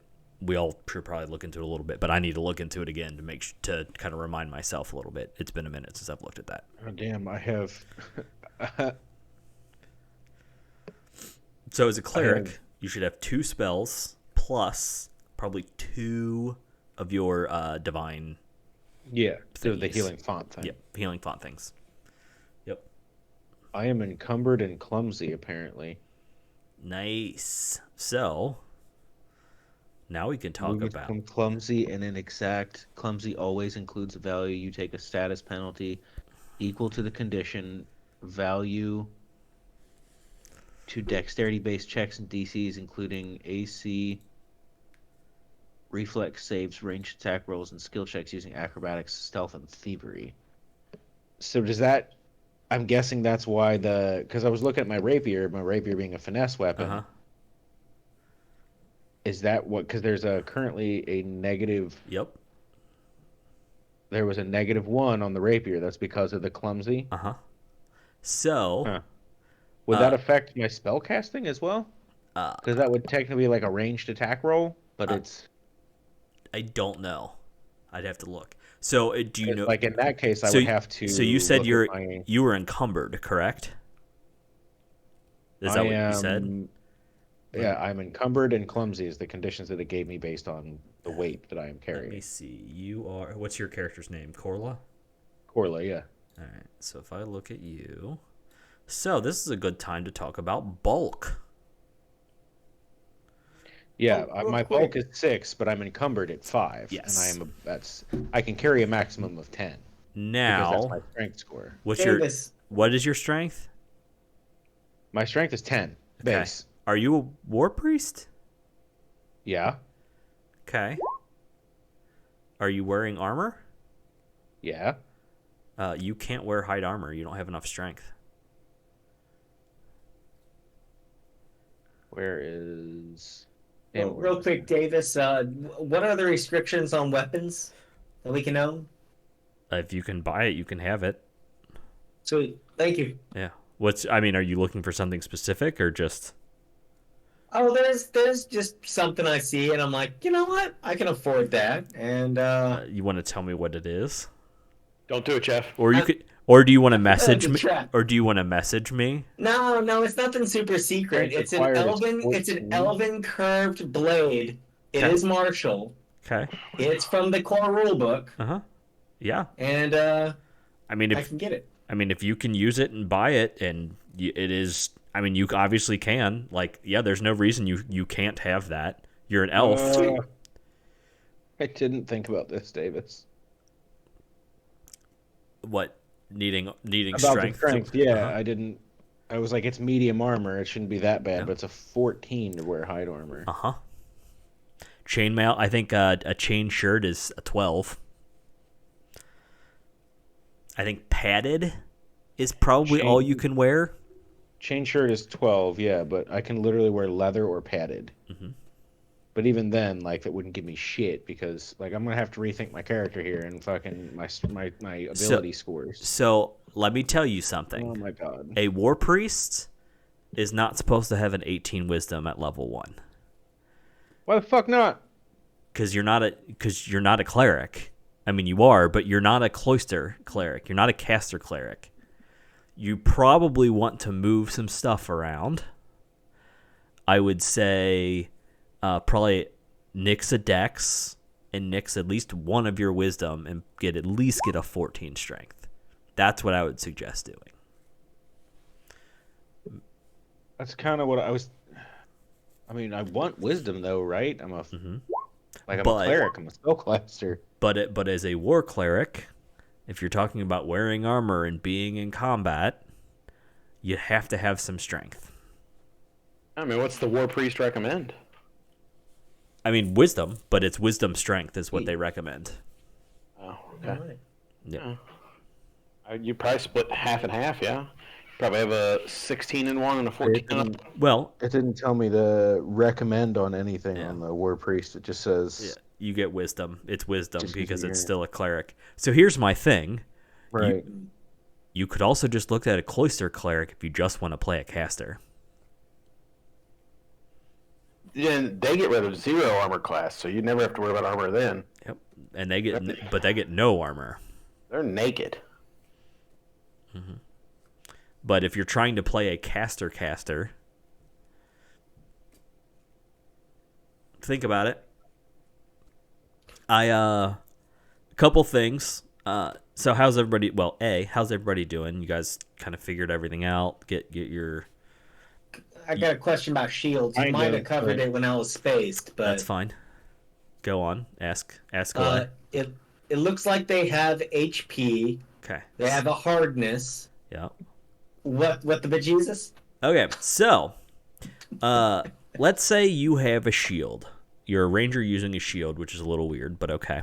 I was thinking about getting a buckler. Okay, so let's just say it's a standard shield because that's what I looked at. So you have a shield and you have your sword. It takes an action to raise your shield and to gain the AC from it. Just having a shield equipped does not grant you armor class. Okay, good to know. Raising your shield, so it has a hardness, right? So if you raise your shield, let's say you're wearing a steel shield. I think it has a hardness of 5. Yep. You raise your shield, you get that +2 to your AC. So your 16 turns into an 18. A goblin stabs it, does 4 points of damage. Nothing happens. Okay. You take no damage. The shield doesn't take any damage. You don't take any damage. Okay. That goblin attacks you again and does 6 points of damage. The shield takes 1 point of damage. The shield takes a point of damage. Oh, it's a disposable item, kind of, sort of. It's a disposable item. Think of it like the Breath of the Wild weapons. Well, think of it like Cyberpunk. You didn't play with us, did you? I did. Jeff did. I thought you did. I did not. No. but I am familiar with this concept. Yes. So it is. Yeah, shields are disposable income, or disposable items. Are your weapons disposable items too? No. No. They have hit points, and I think a lot of that's for like. I mean, sundering a weapon is normal. Yeah. What about repairing your shield? I have to look into it. So basically, it has cantrip. Yeah. So there is a. Yeah, I think if mend is a thing, you can probably mend your shield. So there are two different statuses for a shield. Because I was very curious about this because I was looking into it because I saw exactly what you were talking about with the hardness and hit points. So, let me actually shield rules for shield. Wrong thing. I'm sorry. Mending is a first level spell, not a cantrip. Okay. But the spell could repair. Right. So there are two different. From a DM standpoint, that's rather nice. Mm-hmm.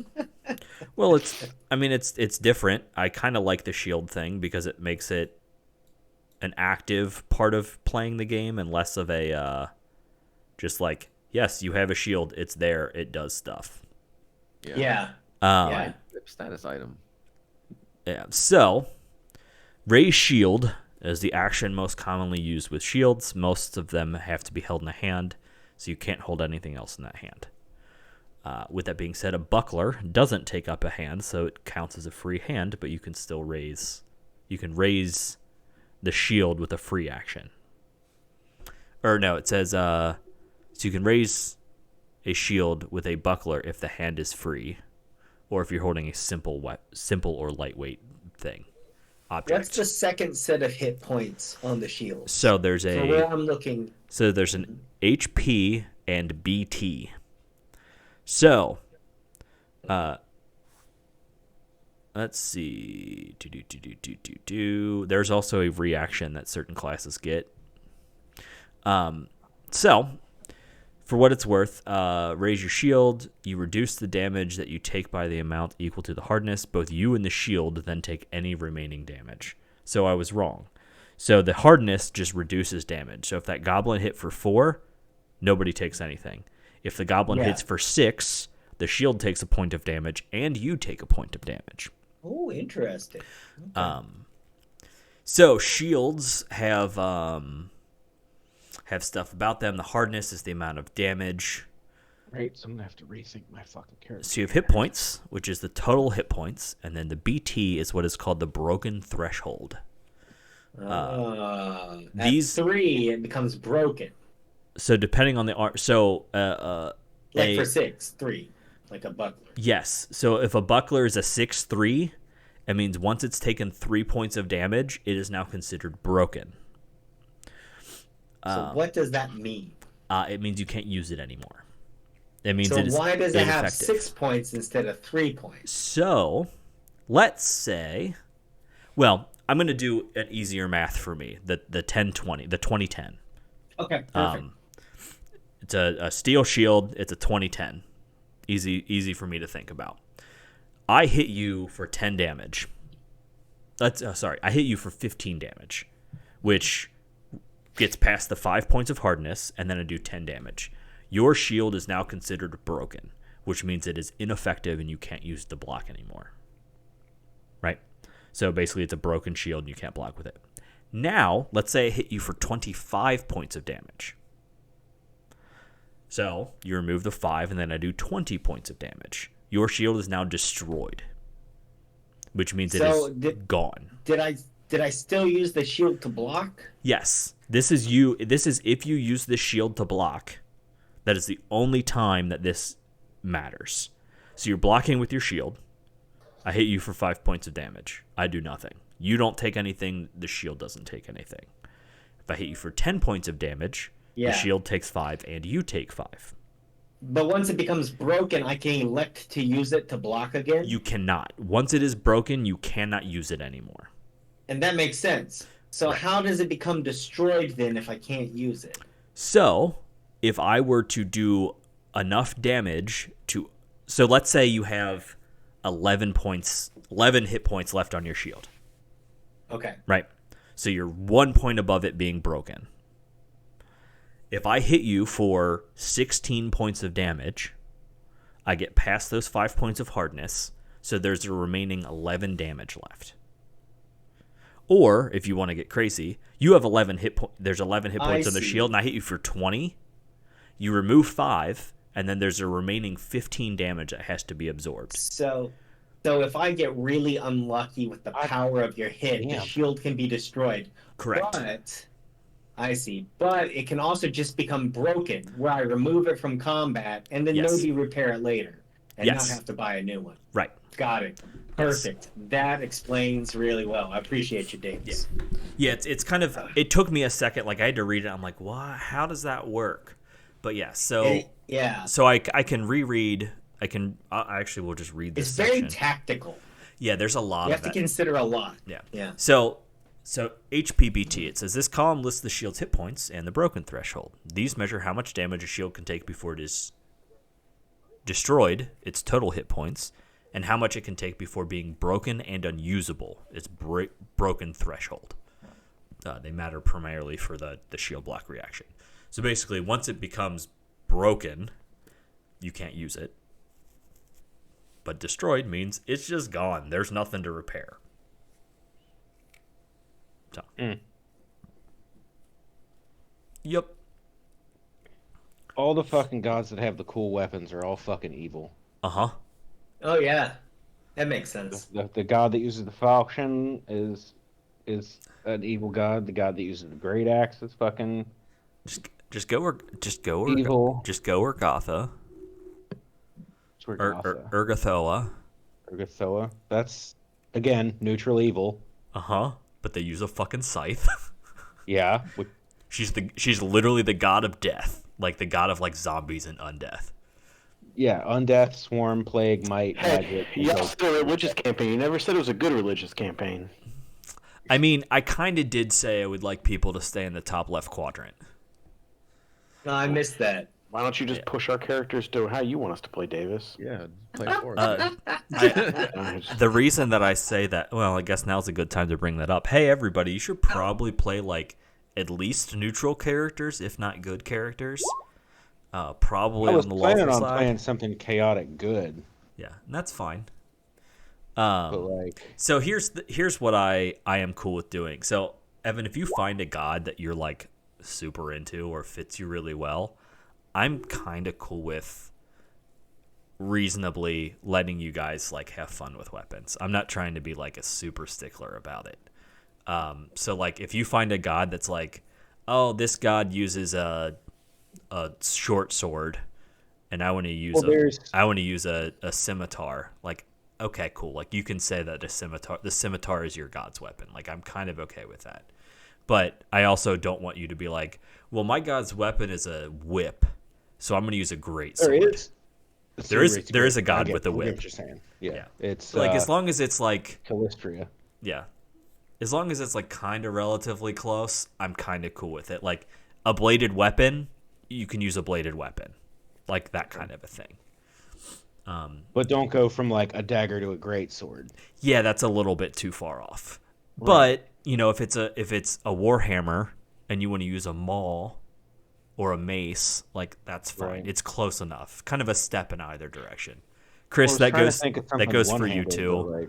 Like if there's a weapon that you're super into, and I know for clerics it matters a little bit less than like paladins, because I think all it does it gives you like a crit bonus thing at like 7th level or something. But paladins only matter if you take simple weapons, I'm finding. Oh yeah. I was just going to do a longsword. Another random off the cuff thing, Davis, is if I'm going more of a war cleric, war priest, taking seer elf probably wouldn't be. Why? Because having the ability to discern magic is always useful.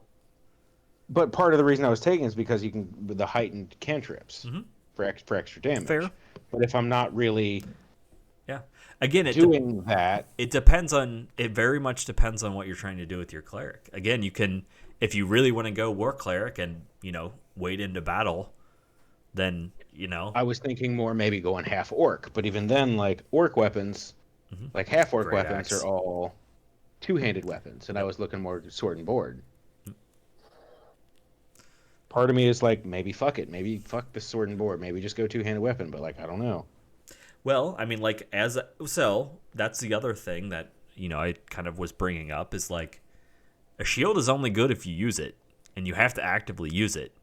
Yeah, so that's another reason why I'm kind of like, Yeah, maybe just go two-hander. yeah. Because there's a freaking awesome cleric spell that I can take called Magic Weapon, where I can literally make my weapon a magic weapon, and I can cast it and use. It takes what was it? 2 actions to cast the spell. Yep. And then I'd have 1 action to attack. Mm-hmm. And then and it lasts for a minute. So then after that, I can just sit there and bop bop bop bop. So probably for what it's worth, probably what you end up doing is casting it and then waiting into battle. You probably don't cast it while you're standing next to somebody. You want to cast it and then use your 3rd action to move, and then walk up and just bop bop bop bop bop. Yes, Jeff. How immersive is the survival element going to be? As immersive as you guys want it to be. If you guys, I'm going to switch up to a half orc. Do it. If you guys want it to be important and you guys are having fun doing it, I will lean into it. For what it's worth. Will you lean into this dick? Okay, terrible. I feel like redo my entire character. Can I? What? Can you just clear the character and let me make a new one? Yes, I would just make you a new character. So I'm looking at things like cookware, tents, bedrolls, and these are things that we have in D&D characters, but we never use. Sure, we absolutely never use. Okay. And so I just kind of want to, I want to hear what the party's thinking about. Well, so here's the thing. I will tell you that the kind of premise of this is you guys are going to a place called the Stolen Lands. Evan, give me a second. Sorry. You guys are going to a place called the Stolen Lands. They are more or less uninhabited. It is wildlife. It is forests and mountains and all of the things that you have to survive in. There is a hex crawl portion of this. In fact, this game is pretty. This campaign is pretty like open world sandboxy. I will tell you guys right now that you guys may come across things that you are not supposed to be there. You will get that. You will get your asses handed to you. And the exact opposite may happen once you guys are higher level, where you may come across a thing where it's like, why are there level 4 bandits here? We're 12. That might happen. It probably will happen. Sweet. So there's going to be both extremes. So with that being said, survival and the ability to navigate in nature, somebody should have that. I'm working on the navigate in nature, but I also need to know if I need a tent. And if I don't have a tent and none of us have cook pots, are we gonna starve to death? It depends how your rations are. All right, guys, I'm just throwing it out there. So Thinking of the party. I love you guys, but I don't even know where the fuck my plus to hit is on this character. I'm not worried about fucking rations and iron pots and chalk. Well, nobody said anything about chalk. Only Brandon's the spellcaster that needs some chalk. So I'm gonna take so much chalk. Component pouch. Yeah, when I can make a character that takes less than 2.5 hours, I'll worry about that next time we play, maybe, or in 6 weeks when I've got a little better feel for it. So with that being said, Jeff, I wouldn't so much worry about like cookware.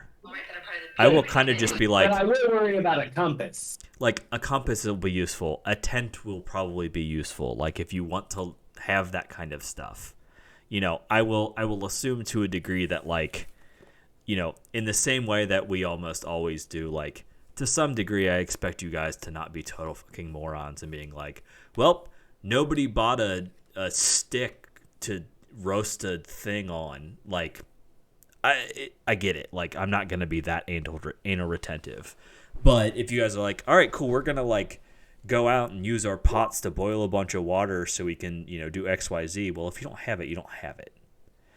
But for the most part, for the survival aspect of it, like, I don't really care to a large degree that you guys are like super hyper, like oh, well, you don't have flint, you can't make fire. Like, I'm not going to be... Then I will not be buying flint and steel. Yeah, so I'm not going to... Because I have survival trait. Yeah. I'll just make it from, magics of the mind. Yeah, so... Nature magic, bro. Yeah. With how much time is left, Davis? Yes. Before I have to leave for work? Yeah, you're good. You can just go ahead and make the character, and I'll log on at some point. Yep. Yeah. And fill it out. Because I've got that... I was looking at the time, and I assumed that that's exactly how this would go down, so it's fine. Oh, yeah. I've got that app on my phone, and while I'm at work tonight, I'm sure I'm going to be goofing around remaking my character the way that I want it to be. So once I get it all figured out on that app, I will just fill it up with with everything. Your character's name is Aplopo Array. If you don't keep it, are you even playing a War Priest? Work. Oh, you gotta fill out your spells manually. What is this? 1997? You can drag them over. I mean, you can drag them over. Oh, can you? Okay. Yes. Go to your spells and then drag them over. Make sure you put them in the right slot. It's like using Windows 92. All right, cool. Aplopo. Character. Should I help me? This is why I took a fucking great weapon fighter, because I was like, I was told it was probably one of the easiest classes to make a character on. Okay, because I know you guys already talked about it, but buying a kit, it's just the price that it's listed. Yep. And you get all that. Yeah, you get everything in the kit. Yeah. So if it says you get XYZ and you have 10 gold left over, that's what you have. Okay. So my guy is a tanner. Okay. Or he has tanner lore anyway. I assume that that's not something about some monster that hides in leather. But well, I guess there could be a monster that hides in leather. Yeah. So with this am I using what is the price of leather? Is this something that I can turn into a business? I mean, you could probably figure that out as you go. Sweet deal. Okay, so that's legit. So what do I need? So what do I need to be able to fulfill my lore as a tanner? Express further what you mean by that question. Well, so I assume it gave me tanner lore as a hunter ranger because it wants me to know that I can be a tanner, so I can make prepared leathers. Well, it means you're a hunter, so you know how to hunt and you know how to get leather. You can skin an animal. Yeah, that's right. Can tan the leather. Yes. Yeah. Yeah. So I would like to know, because tanning may require tools or it may not require tools. This is kind of the DM's discretion. Got it. I would argue that as long as you can, you're not going to be able to tan leather when you're out adventuring. That's just not how that's going to work. Because tanning leather, I don't know if you've ever looked into it. It is a process. It's a chemical process. Well, and it's you have to stretch it, you have to dry it, you have to scrape it down, you have to do all of that kind of stuff. Yeah, you're not going to be able to travel around and do that. Yeah, there's all sorts of racks and brushes and stamps and things that you're for what it's worth, part of this campaign is you will be building cities, you will have to get place. So I would absolutely say yes, you could totally use that background in that lore to basically make a storefront if that's what you're looking to do. That is kind of what I'm looking to do. And it will not be particular tools that I need, or would a dagger do? I'm gonna say a dagger will be acceptable at this point. Once you get to the storefront part where you're really looking into it, I might be to really do this, you need to buy a tanner's kit, which is 50 gold or whatever. I don't know. I'm making that up. Get some vats, and then you put the thing in the thing. You need some a stretcher. And I gotcha. Cool. And maybe the group of you guys all oh yeah, this is a great idea. We can just hunt and skin and take all that shit with us, and that's how that's gonna work. Cool. I'm just trying to figure out how to make money in the early game. Yeah. You're not going to, because it'll be a little while before you get there. So before. But I mean, I can have. What do you call it? Hides and meat. Any case, sorry, Twin. Go for it. Yeah, I was just gonna say that I was just looking at the deity's weapon, at least for champion, I don't know about for cleric, you still have to pay the gold for your deity's weapon. Not what it says in the pack. Like if you're looking at the pack, it just says option your deity's weapon. But I looked on the website, Davis linked the. Well, for champion, it says option steel shield your deity's weapon, but it doesn't have anything gold wise listed on the. And I just looked at Archives of Nethys to confirm that. Yeah. And it says steel shields 2 gold and your deity's favored weapon. See your deity's entry. Use the price listed in the weapon's entry. So my longsword's 1 gold. So. It looks weird. That's weird that it doesn't list the price in the kit. Then. Yeah. It probably because it varies.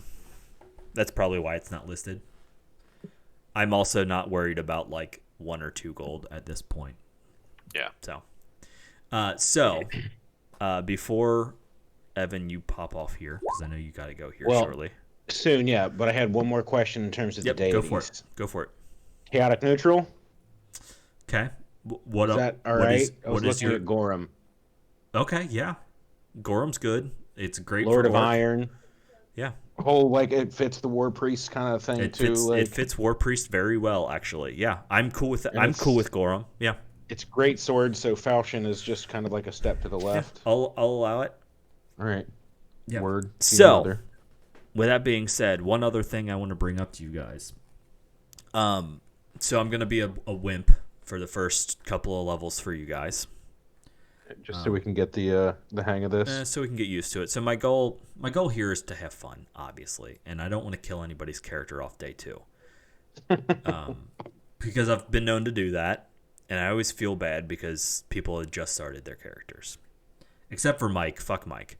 But with that being said, there is a wounded property that you get when you go down. So when you go down, you gain a wound. Every time you go down, you gain another wound, and technically at 4 wounds, you're dead. So probably what I'm going to do, unless it is a TPK scenario of everybody dies, I will probably do until level 3, depending on how long it takes us to get there, and how often it happens. I will probably do you get 3 wounds and you stay at 3 wounds. You kind of can't go past that. You'll still get all the negatives. You're still going to get all the down points to it. So we can basically learn how it works. Obviously, we will learn through play a little bit there. I've read it. I have a general idea of how it works, but obviously it's different when you're playing the game. The other thing is we are going to use experience. We are not going to use milestone stuff. So you guys will get, basically, we'll be doing party experience, so everybody will always be at the same point. I'm not trying to fucking split all that shit up. It's annoying and stupid, and we're not like that. We don't play like that. That's not how we roll. So if you guys get 50 experience, everybody gets 50 experience, kind of a thing. It is strongly suggested. The path very strongly suggests doing it that way, because it's kind of the fun of it, of being like, well, we're at a place. Should we be here? Do we have enough experience? We don't. We should run away and go kill some other stuff and do some other things. Versus the milestone style thing, they have it listed, they mention it, but I think for this campaign, it just makes sense to do experience, and we haven't done it in a while, and I think it might be fun to get back to doing that again. With me. Again, totally different games. Those are kind of the big 2 things. Also, probably at level 3, probably around the time that we mess with the whole death thing, I want to give you guys an option to like update your characters, re-roll them, change up stats, change up feats, change races, like kind of whatever you guys want to do to a large degree of figuring out. Again, once we figure it out, maybe we get you guys get to level 3, and Brandon's like, wow, I really fucked up this wizard and everything's wrong and I took all the wrong feats, and you're like, I realize now that I should have taken X, Y, or Z, or Evan or Chris or Jeff or anybody. I want to give you guys an option to be like, yes, you guys can kind of roll back and kind of retrain your characters. Probably don't want you guys changing classes unless you just want to make a new character. I'm just glad that I caught that. Yeah. While we were making our characters. Yeah, that would have sucked. Yeah. So, because like now I'm thinking like, is it going to be better to go +3 strength and +2 wisdom, or is it going to be better to go +3 wisdom +2 strength? Depends on what you're making. Depends. Exactly. Do you want to be more caster or more punchy? At that point, I'm sitting here thinking like maybe I should just roll champion instead. Like, it's just some shit I'm going to be debating while I'm Are you trying at work tonight. Are you trying to be the healer of the group, or are you just trying to be a kind of healer? Because Chris hasn't said much, so we have no idea what Chris is doing and how cleric-y he is.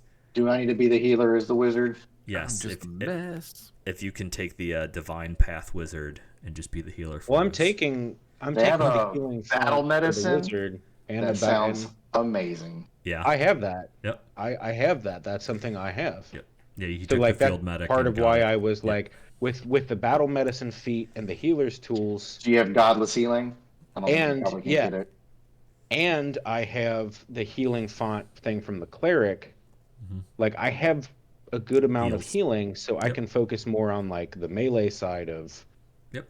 So I'm thinking about going like more along the +3 strength, +2 wisdom, and then doing 2 con, 1 dex, 1 charisma.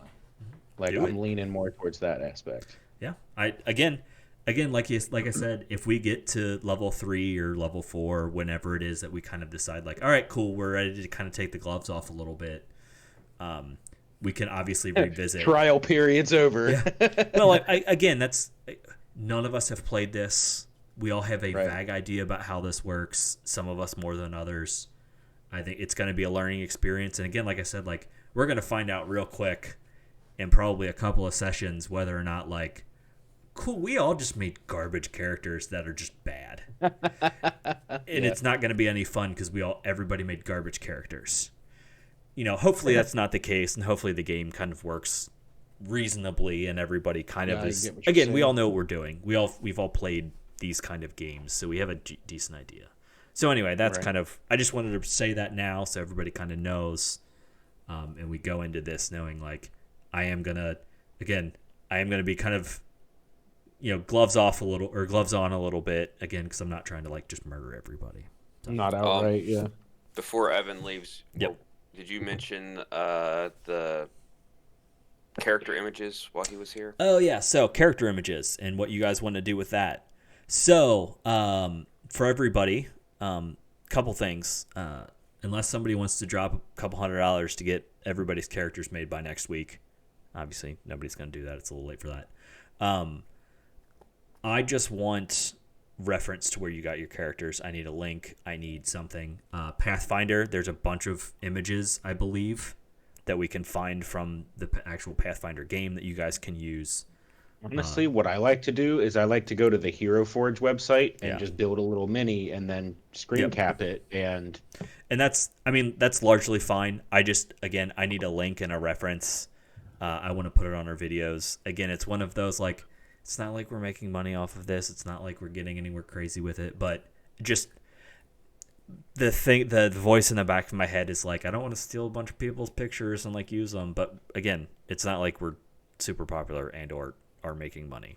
So that's all. Like, which is another reason I like to use the Hero Forge thing because like, is it another website's content? Kinda, but is it something that I created? Yes. Kind of. Like, yeah. Again, it's kind of on a little gray area. Again, just give me a link. Just send me a link, even if it is just like Hero Forge. I'll send you the screen cap of the Hero Forge thing that I take because I don't know if it'll give me like a direct link. Yeah. Well, again, like I said, like even if it is just like Hero Forge, so I can put a reference to like, you know, token made on Hero Forge or whatever. Gotcha. So that's all. Just a CYA. Yeah. So anyway, I just wanted to bring that up to everybody so you guys all know. Again, I just want to be able to reference or have a source for where stuff came from. Gotcha. How come on some of the things they have like the name of the ability and then they have like a number 2 and a number 3 after it? So second and third action. Specifically, you're probably looking at attacks. Yeah. Yeah. So the first one is your first attack. Number 2 is your second attack, and number 3 is your third attack. So like acid splash at acid splash, number 2, number 3. I can do acid splash 3 times in one turn. You'll get negatives for it on 2 and 3 because you cast it several times. Melee weapons are the same way. Again, at level 1, you can. Not if you take the falchion. Well, at level 1, you can take 3 attacks in a round, but you get a -10 on that third attack, or a -8 if it's a light weapon. Point being, there's a point to where like it's detrimentally difficult unless you're fighting like super scrubs. So. There are certain weapons though that have well, no, it doesn't get a -2. You still get a negative to the attack, I think, but you get a bonus to your damage. So the weapon becomes more dangerous as you build momentum. When you attack with it more than once on your turn, second attack gains a circumstance bonus damage equal to the number of weapon damage dice, and each subsequent attack gains a circumstance bonus to damage equal to double the number of weapon damage dice. Nice. Well, good luck. So, like, if I make 3 attacks in one round and I hit once, it will do the D10. Yep. Then if I hit again, I'll do the D10 plus, I think, 2. Yep. Because plus it's your 1, second attack. It's 1 die, right? Oh, right, yeah. Yep. So and then the third one will be a D10. +3 or a +2. Right. Yeah. So yeah, you just get more damage. Granted, if you keep hitting. Granted, you got to hit. I'm gonna let you know that trying to hit on a -10 is gonna be rough. Super early. It's gonna be rough. Anyway, is everybody good? Did everybody get their characters? For the most part. I'm still working on some stuff, but I figure fine. we can talk that through here in just a second. Cool. Yeah, I'm gonna. I'll say this: 10 cantrips is a lot of fucking cantrips. You get 10? Yeah. God damn. The wizard spellbook gets 10 cantrips and 5 level 1 spells at first level. Dang. Plus, Dang, son. my other thing, my ancestry gives me 2 level 1 cantrips, primal spells. Okay. I'm gonna leave my Roll20 logged in so that I have this brought up. So when I come home tomorrow from work, I can just. Oh, good man. I swing stick. All right. Yeah, I'm me heading too. out That's to what work. they I'll catch say. you guys later. All right. See you, man. See ya.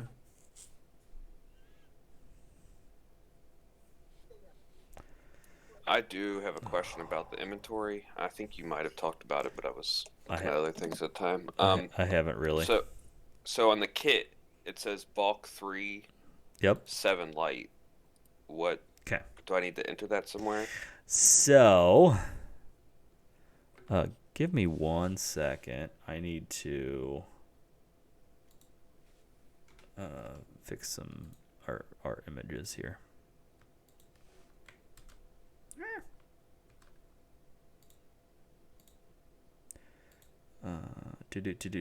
So basically what that means is you have a bulk that is 5 plus your strength mod is what you can carry before you were encumbered. Okay.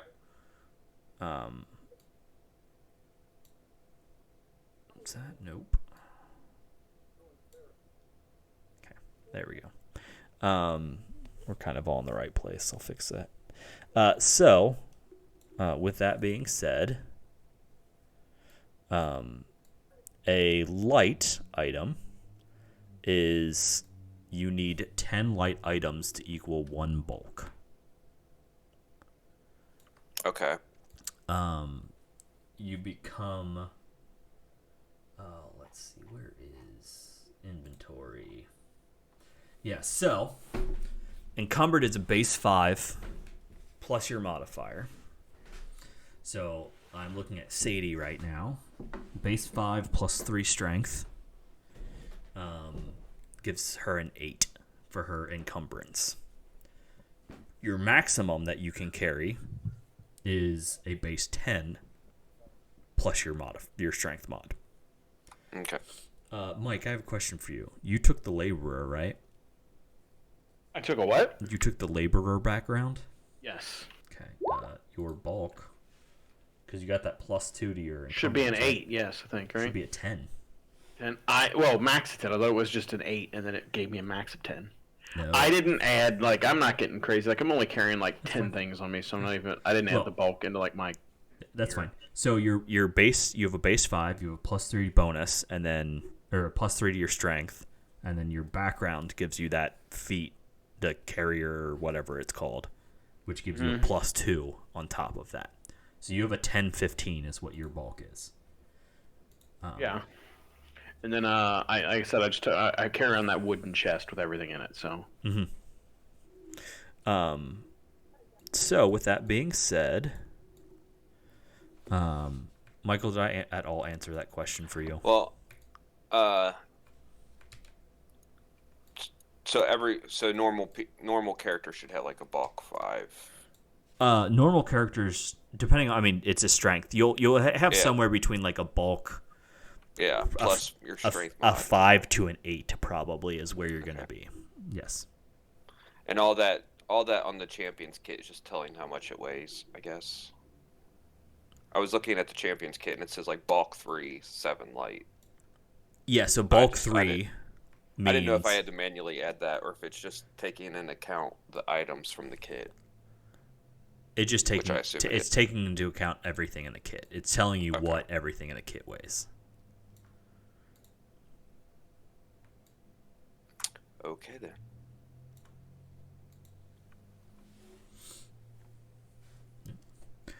I think I have everything except on the main character sheet it says traits, and I don't know if that's something. I don't know what that is. Okay. I couldn't figure it out. I was gonna ask. I'm glad that we got there with it. Yeah. Again, I think now is a really good time for me to take a step away and go empty my bladder, and then I will come back and we can continue talking about this. I will be right back. What are you guys looking for? Next to like your alignment.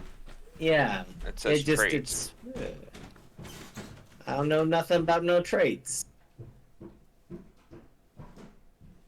Like Also, human, gnome, fey trait? maybe. That's a good question. Could also be... I know you get it as it says you get humanoid traits. Like I get humanoid traits, gnome traits, and fey traits when I picked my ancestry and my heritage.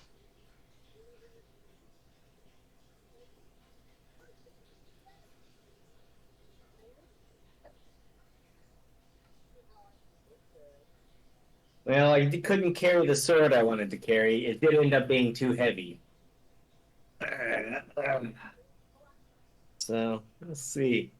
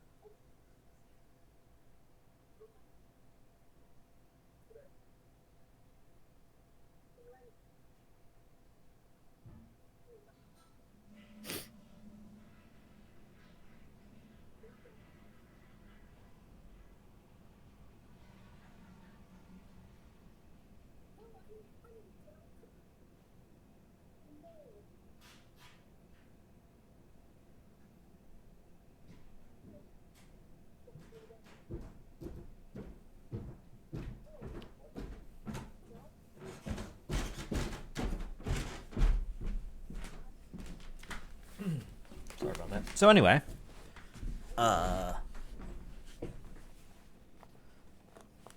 think that traits thing, I don't know if you guys were still talking about it. I think it's just quick reference for you. Okay. Like, shy, sort of like your flaws and shy, cunning, glitzy, porny, whatever it is. I think that's kind of what that's for. Okay.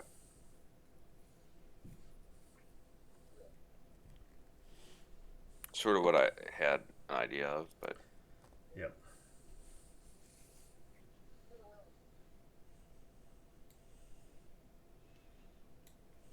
Cool. Anybody else have any questions, concerns? Chris, how you doing? You've been quiet. Sleeping, man. Just sleeping. He's still thinking of that name, bro. He's thinking of that name. Yeah, I'll go for wrestling. I'm thinking maybe something with Q. Quidmar. Yeah, Quidmar. Quintessential nerdy. Obviously, I still haven't even looked at my feet, or not my feet, my spells, but yeah. Well, you get a whole like 2 of them as a cleric, Yeah. so.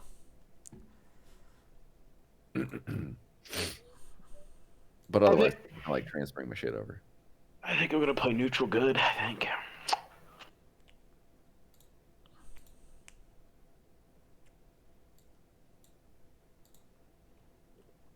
I'm excited to play Sadie. I think I can do this, Davis. Cool. I'm excited. I gotta find the prop though, but I don't know what the fuck I'm gonna do with it. Who's Zeal? I am. Okay. I haven't figured out if I'm going to put a last name or what. That's fine. I'm just trying to give everybody their characters. What race you playing, Michael? Or Human. ancestry? Human? Warrior is Right. the background. All right. And Chris, you're playing what? Dwarf? Dwarf, yes. Which one? Forge dwarf. Okay. And Brandon, you're a gnome, right? I'm a Fey gnome. All right. And Jeff, what are you doing? Elf. Elf. Okay. And then Evan was playing an elf also? I think Evan's playing a half orc now, I think. Okay. All right, I'm trying to figure out my AC.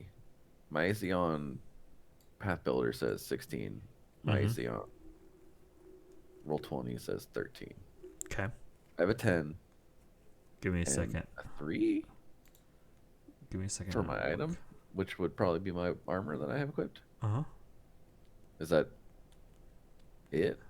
Do I Yeah. have proficiency? Are you proficient in armor? Yeah. Do, I need to, are like, you mark myself are you trained in armor? I don't know. Because if you have a 16 on one of them, I imagine you are probably trained in that armor. Do you have, what's your dex? 10? Yeah. Yeah. So you were probably trained in medium armor. So I need to select that somewhere. Mm-hmm. Need to get some gold so we can buy some chain. Yeah, bling. So. Oh, What do you mean gold to get chain? I'm wearing chainmail. It's only 6 gold. Yeah, but I only have 3 gold left after buying my class kit. Wow. I didn't fuck with that class kit. My class kit had like a great sword and shit in it, or a great axe. Yeah, you don't have to buy your class kit. Yeah. I didn't. I customized that shit. I wanted everything in it. Oh, okay. Well then. Figured I wanted it'd be most useful. stuff in mine too, but the translation didn't build out. So it's got to tweak a bit. 15 gold. If you do it, you can get. Hey, You Mike. can do it right. No. Where did you Oh, find? shit. Where did you find armor proficiencies on your sheet? Oh, I figured it out. It was under my class. It just Yeah, like it's near the top under class or like top Yeah. third. it's like underneath my weapons. It says it just was like defenses. No, I mean like literally on your character sheet. Oh fuck a bag. I don't know. Oh, So I it really is did when I under used the character builder. Character, and then click the cog right above your right AC, and it'll drop down and it'll have like your light, medium, heavy, where you can make it untrained, expert, master, etc. Okay, cool. So Chris, that's you found it. Oh, I see. Yeah. Cool. I put the wrong one on, but no, maybe.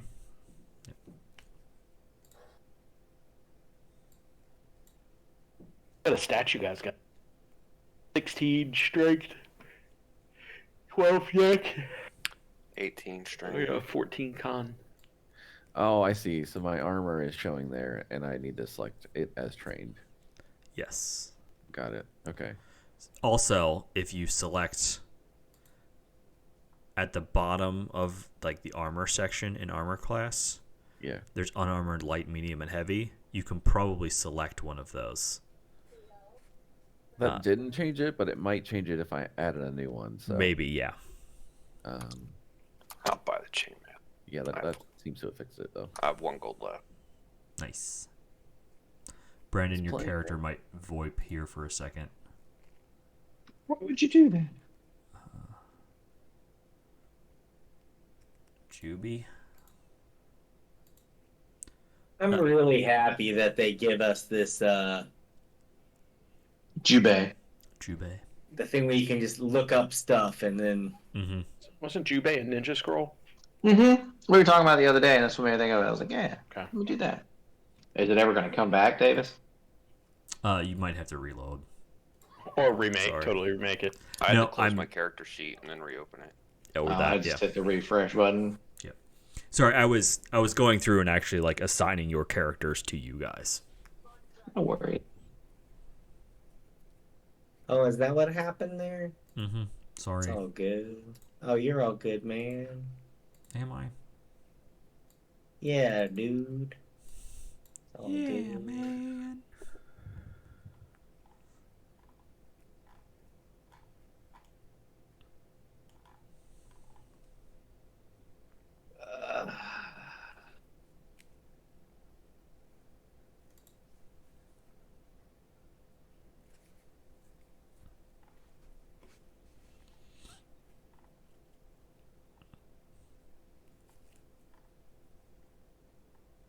What the fuck is that?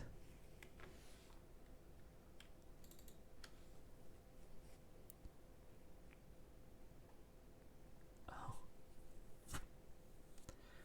Apparently there's an elite bullet in here. What?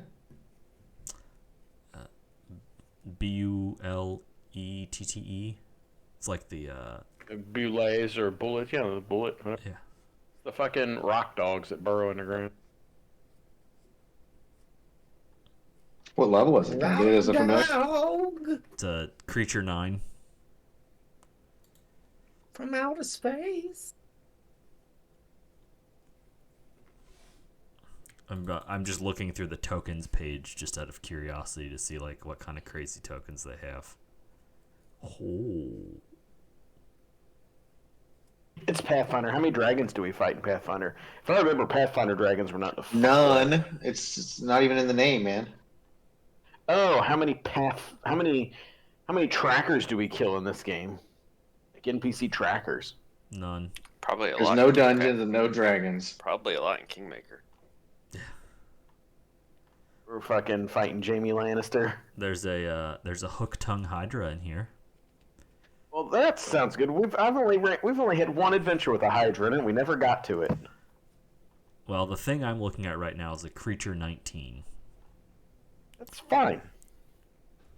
Brandon can just do Pathfinder wizardry stuff to it. It has greater dark Wizardry. vision and thought sense of 100 feet. It is a variant neothelid. Uh-huh. It's fine. Don't tell us everything about it. We're playing a whole new game. These monsters are going to be brand new to us. Sorry, dimensional wormhole as a reaction. That's fine. And looking through Midjourney's art, it just blows me away some of the stuff that people have created. It's cool look.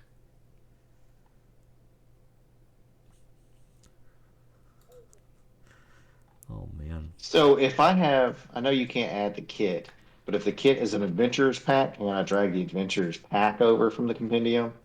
Does it work? Well, I was asking before, did. I dragged everything individually. I didn't even try that. I hand wrote everything in. I mean, it gave me the adventures pack. I don't think it tells me anything. Yeah, it did. Oh, sweet. Nice.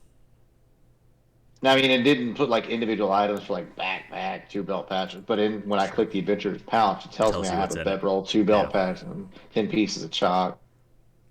Does the weight and everything. So what does it mean when it says bulk, 1 bulk, 2 light? All right. So you have a total bulk of. Is that weight? Yes, basically. Yeah, it's something like on the akin to encumbrance level. Yeah, 10 lights are bulk, and you can have up to like 5 bulk or something. Cool. Yeah, I'm not worried about it then. Yeah, 10 light items account to 1 bulk.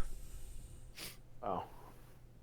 Depends on when you get people that start carrying fucking 100 arrows and fucking a long sword, a short sword, a shield, a fucking two-handed sword.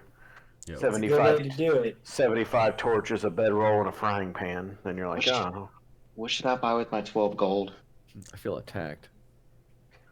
Nice. You should buy this Elder Elemental Tsunami. For 12 gold? Yes. Davis, where's my love at? Is that gonna be my familiar? Yep.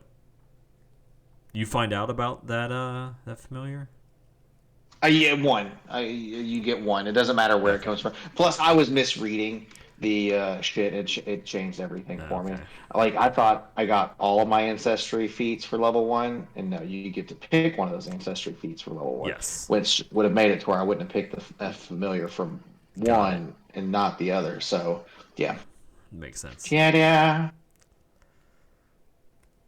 So yeah, so I took my gnome obsession. So I still have my Fey planar Cool. lore knowledge, and I took the familiar from wizards. So I will get a familiar. I don't know what I'm gonna grab though. So This is super complicated. At least it feels like it. I guess D&D is probably just as complicated, but it's such advanced in Roll20 that it's like click, click, click. Yeah. Well, yeah, it's because it's Yeah, a character definitely. mancer, yeah. Very much. Yeah. I mean, they didn't. Pathfinder 2 did so terrible when it fucking launched. It was really bad. Nobody wanted to play it. And then when Wizards of the Coast fucking fucked up, everybody was like, Pathfinder 2, they just now got in core rulebooks. They sold through an 8-month supply of core rulebooks in 2 weeks, they said. Well, so. I ordered one. It says back ordered. Yeah, they said they just got in and they're getting released to retail and distributors within the next week or two. Hopefully they'll ship this week. Yeah. So I don't think cantrips can be casted all willy nilly like you think they can be, Davis. no. Oh. Because like I'm looking at my wizard spell list, willy-nilly. and What it do says you I think? have like I know 12 cantrips Okay. from my spell book. Mhm. When I'm looking at my spell level, you know the chart that says your level, Yeah. how many spell slots you have. It says cantrips 5. And it says Yeah, that's cantrips true. 5 all the way down to 20. Prepared, Yes. just like Wizard you have spells to per pick- day, pick yeah. the So I mean, I one, get yeah. 5 cantrips per day. Like I can't just Yeah, be and like then that's it. You can't firebolt, cast them over and firebolt, over. firebolt. It's just- Yeah. So like and it's done. It burns up. The page disappears. It's like I 3.5. think No. the clerics No, probably no, have no, the no, same kind of issue. No. Data says Cantrips. Cantrips. You have a total of 12, but you can Yes. only mem 5 for the day. Oh, so I can cast any of those 5 I want at any Yes. time? Okay. But Yeah, that's why on the spell slots it has 2 of 2 instead of. Mine just So, says so 2. he doesn't have to pick which ones at the beginning of the day to memorize. he does. He has to pick the 5 that he wants for the day. But he Gotta be has strategic about that but shit. he has access to 12 of them. Now, with that That's being right. said, Brandon spells, because this is going to bite everybody in the ass. Brandon and Chris and Evan, who left. Spellcasters. And Michael, maybe. I can take 10 minutes to re-prep a different spell. Yeah, I get something called focus Once. to cast my spells. I can do it once per whatever my highest spell level is per day. So it increases. I went with the generalist, so Yeah. it allows me to have more flexibility. Yeah. So, but with that being said, what that means is if you have how many spells can you cast per day? Because spells known is different than 2 spells cast. spells per day at level Okay. 1, 5 cantrip. Okay, so what that It's kind of means, weird that level 1 or level 20, I still get 5 cantrips per day. it's just because cantrips are cantrips, and they're at will, so you can cast them as much as you want. So those 2 spells, you do not just say, "Oh, today I want to be able to cast Magic Missile or Melf's Acid Arrow." Yeah, I It get is- 1 acid arrow and 1 Yes. magic missile if I do it there. Or you could say, "I would just want 2 magic missiles," or whatever. So it is specific to the spells that you pick and put in those slots basically. Yeah, at least as a wizard, I get a little bit of freedom because I get this ability to drain familiar, and it'll let me cast a spell that I've already cast again without expending a spell slot. Yeah, it's like once. it's like your focus, like it counts as your focus or something like Yeah, that. yeah, I get to drop that, and so like if I have Fireball as one of my mims, Yeah. I can cast Fireball twice that Right. day. Which is wonderful if you need to. So is a circumstance bonus kind of one of those things like, the wind is going west, so -1, but you get a circumstance bonus, so it's +2? They seem very specific, yes. Like I get a circumstance bonus if I touch or if I'm talking to another faith folk or happen to meet one. It seems very circumstantial. Yeah, circumstance bonuses are what they sound like. It very much depends. A lot of times it'll tell you, like a skill will tell you get it, or why you don't get it. Like, short of like, if you're trying to make a snipe with your bow, and you're trying to shoot something that's like exceptionally far away, and the wind is perfectly still, and you can make an argument that like, yes, I rolled my nature check to figure out like how the wind is blowing, and I know exactly how to shoot this. I might give you a +2 circumstance bonus. But it's not like, well, the wind is to my back, so I shoot it so it goes further. Like, I probably wouldn't give it to you there. But it's that you can kind of make that stuff, but it is usually like, oh, the circumstance bonus is because Brandon punched somebody in the face and knocked them down, you get a +2 to your a +2 circumstance bonus to punch him while he's down. It's usually that kind of a thing. Bonuses don't stack. Bonuses of types don't stack. So if you have 2 circumstance bonuses, you can only pick you get the higher one. That goes the same for armor. It goes the same for like any bonus. If it has a type, if it is a typed bonus, it can only be applied once. So one of the things that you will come across in the game, almost certainly, because this game is much more magical than other games, or than 5th edition was, you almost certainly will come across like a brooch of or bracers of armor. Well, those braces of armor don't stack with the armor you're wearing because they're both armor bonuses. So you can't wear bracers of armor and chainmail and get both of those bonuses. You get the higher one. So innate, and this might not matter for the spontaneous casters, innate spells you have access to always. Correct. You don't have to have them mimmed. Correct. Oh. So does Whisper Elf and Hunt Prey complement or overlap? Couldn't tell you. In what degree? I don't know. I know. So well, no, like what about them are you asking about? I don't know. I get +2 circumstance bonus. Yeah, no, I'm gonna see here. So you can use Seek action to sense undetected creatures in a 60-foot cone instead of a 30-foot cone. You also gain a +2. So this is really it. +2 circumstance bonus to locate undetected creatures that you can hear within 30 feet. Okay. So Hunt Prey, you gain a +2 circumstance bonus to perception checks when you seek your prey. You're doing 2 different things. Okay. Yeah, those are. Just making sure that they're different enough. Yeah, because I don't fully understand what's happening here. I mean, for what it's worth, it's basically the same thing, but they are technically different actions you're taking.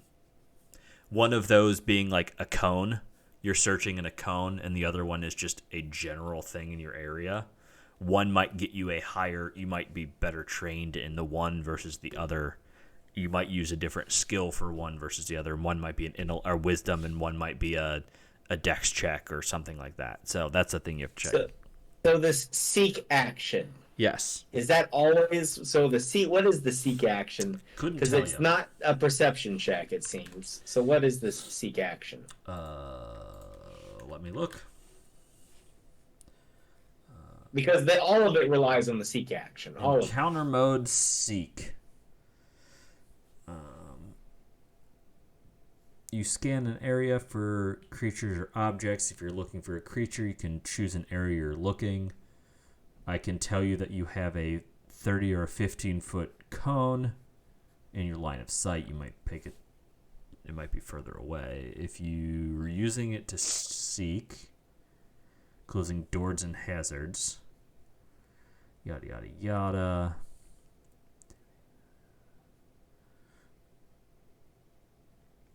Oh, by the way, activity is a thing that takes more than one action. You have an action, and then you have an activity. So I'm going to use Magic Missile, and then I'm going to color. Okay. Within the lines. So seek... That's going to be my activity. So seek is I'm looking for something. Seek can be used for I'm looking for a secret door. I'm looking for traps. I'm looking for hazards. That's what that's what the seek. So I got an illusory object. Sorry. And do all of these use different? Because you mentioned that they could possibly use different skills. Abilities. It depends on the circumstance in which you're using it.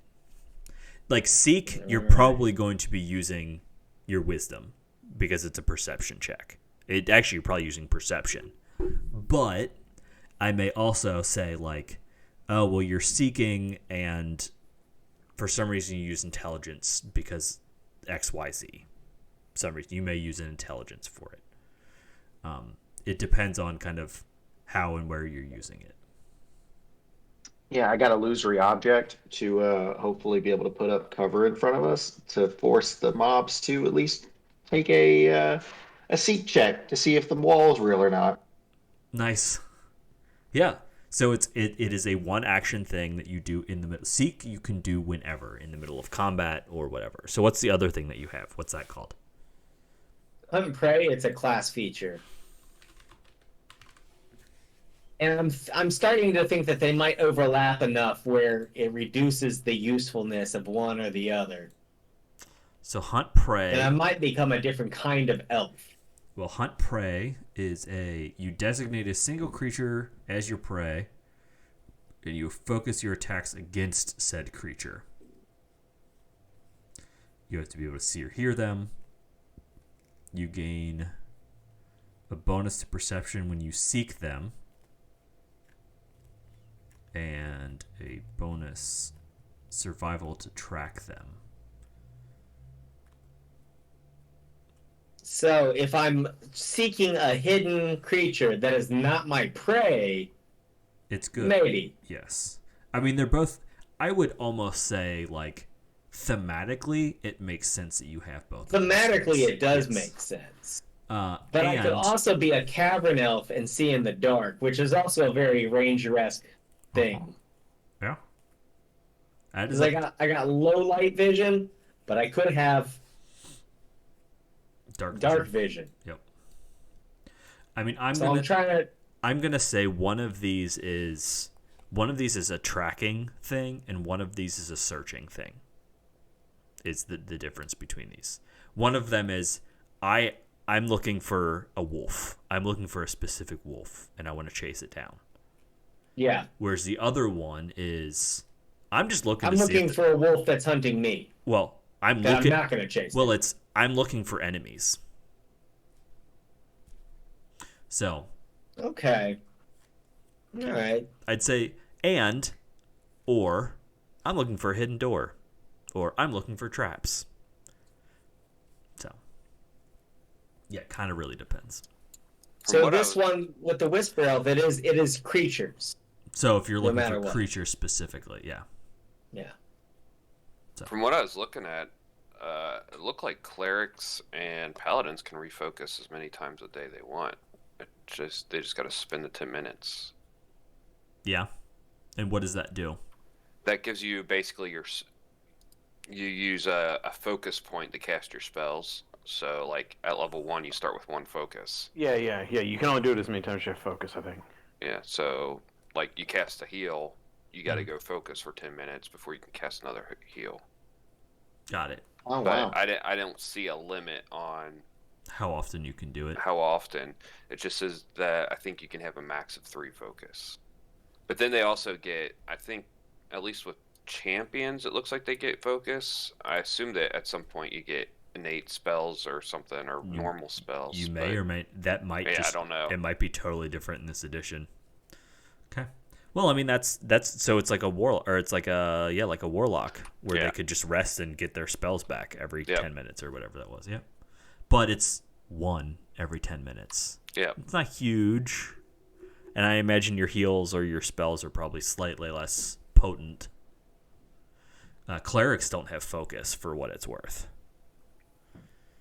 Clerics are just divine spellcasters. Yeah, but I think they do get it for their... they do not. I made one. They do not get focus.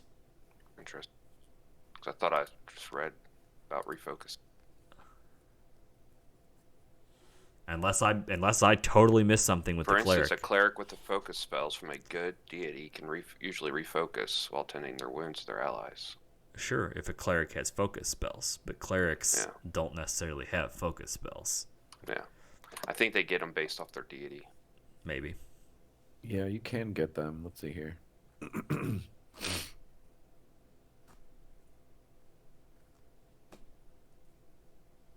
And like wizards can get it too. Like if they're at an illusionist school, they can refocus while attempting to identify magic of the illusion school. They're just given basics. Mm-hmm. And were any of you guys able to get y'all's ASI to 18 on anything? ASI? Yeah. Yeah. Let's wait. What's ASI? Your ability score. Yeah, I have an strength is 18 dex. And my Wow. highest one's a 16. I got 2 from being a human, 2 from my class, 2 from my background, and then I had 2 from my free. They're doubled up all like that? Yeah, as long as they're from each separate source, it's okay. Oh, you said that's like the thing 2 about the sources. The Like, you 2 get 2 were the points. same thing? Yeah, Okay, you but get they 2 weren't the same thing. points. Okay. Yeah, no, but the highest I can get any of my things to is 16. I can Okay. get my int to 16. Are you- And Hold on. And Stop for 2 seconds. Sorry, Jeff. You get points for your background. Uh-huh. You Yeah, so I got Dex. It could be Dex or Int and Yep. 1 free ability boost. So I took Int, Okay. and I threw my other one into a Con to get Okay. that to an even. That's fine. You get points for your background. Yeah, that's what we just talked about. Okay. You get points for your class. Uh-huh. It's just 1 Int is all I get for Wizard. You get 2 int. You get a boost. 1 Oh, boost. it just says you get a boost in Int, and that's it. So, Yes. okay. And 2 points. it's every boost. A boost is always 2 points. are you using this path builder? Because this thing's awesome. Also, No, I don't, because I don't have an Android. No, It's- No, I have it online. It's a browser program. it's you can get it like anywhere. And lastly, you get 4. Pretty good. Lastly, you get 4 points you can spend anywhere you want. Why do we get those? Everybody Because- does. Everyone gets Oh, well, I didn't take those. Have you tried using this browser program? It's very awesome. I'm going to it right now. So when it says, like, on Tinker, it says choose 2 ability boost. Yes. 1 must be Dex or Int, and 1 is a free ability boost. Those are 2-point boosts, not 1 point each? Correct. Oh, Every okay, never mind. every boost is always 2 points. Got it. Okay. Unless- I don't see where that. I didn't see that written anywhere in the rule book. Unless otherwise stated, it is always 2 points. Yeah, I didn't even know they had a web browser version, but the app is pretty awesome. Yeah, the web browser version is pretty good too. Yeah, I'm Okay, so now I have an 18 strength. So my ability flaw, Yes. is that 2 points too? Yes. Okay. Yes, so you will have an 8 in something unless you put points towards it. So if it's your con, you get a negative makes 2, sense. and then you take a free to put 2 points into it, it's still a 10. Yeah. Gotcha. That's what I did. That changes everything. Yeah. Because I was doing 1. Okay, so Davis, I'm still like perplexing over this Yes. usefulness of the Whisper Elf. Because all right, so let's say that I'm hunting a deer. Okay. Okay. And I can't see it, but I can hear it. Uh-huh. I can still get the gain. I get the +2 circumstance bonus to perception checks. Correct. When seeking the prey, correct? Yes. Using hunt prey? Uh-huh. Okay, yeah, no, I don't need Whisper Elf. I mean, I get that I get it in that 60-foot cone, but again, reduced usefulness. Yeah. I think I'm going to go with the Cavern Elf. Do it. I know that I didn't need to tell you that. You're like, I don't care, man.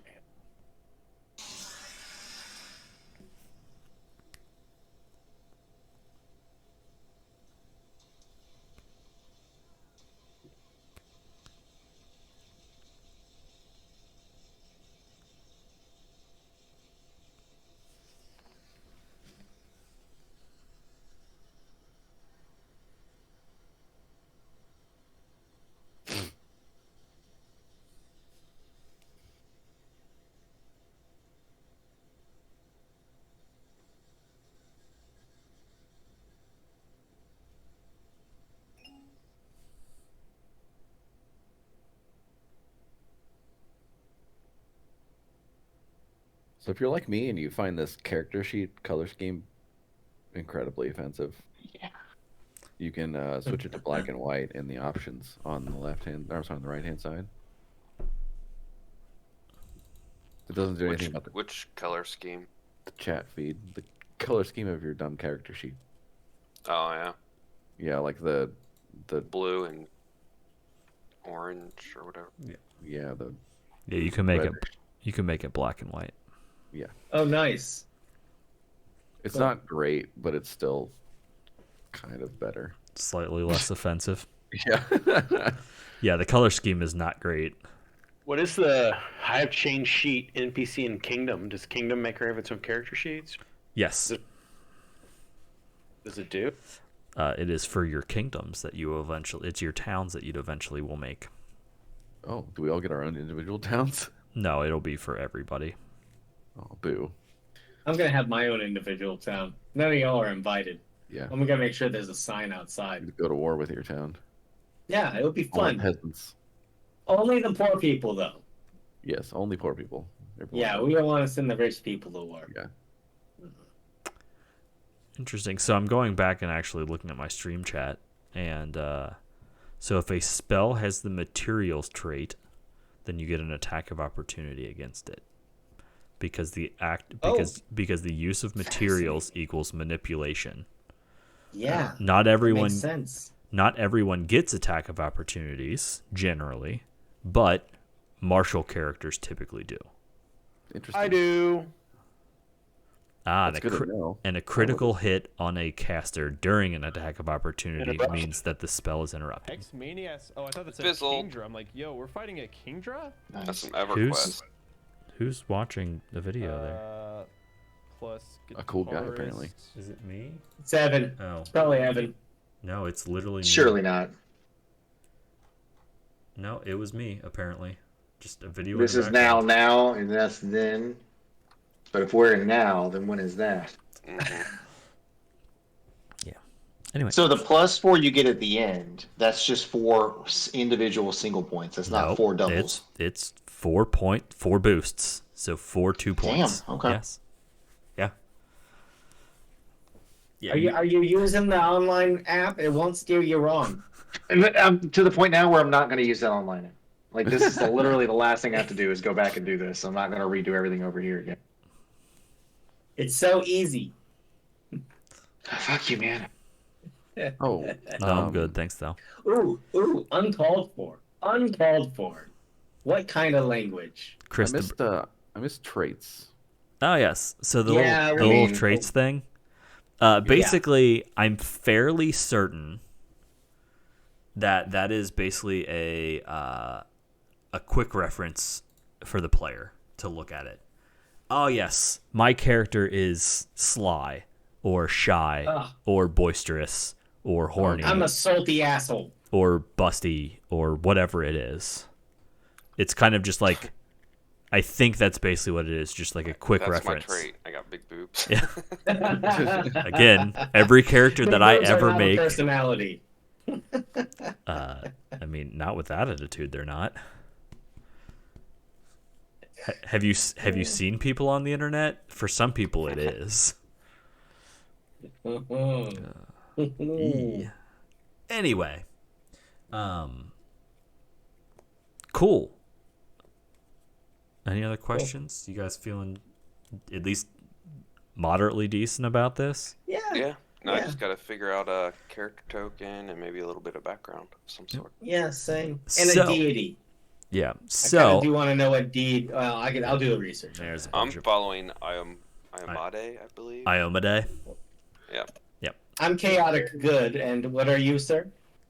I'm lawful good. And your deity? Iomade. Iomade. I'm gonna have to like practice. Phenomena. Iomade. Just go play Pathfinder. it's Wrath of the Righteous. They talk about Yeah. Iomade all the time. So, Jeff, on this wonderful app, where do you actually do your attributes?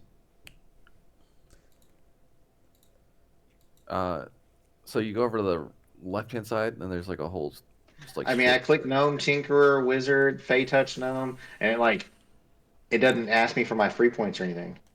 Yeah, you go down to abilities. There's like a gear icon right underneath your interest. Set abilities. Okay. Yep. Q. Yeah, set ability, skill training, deity, skill. If you get it. Gotcha.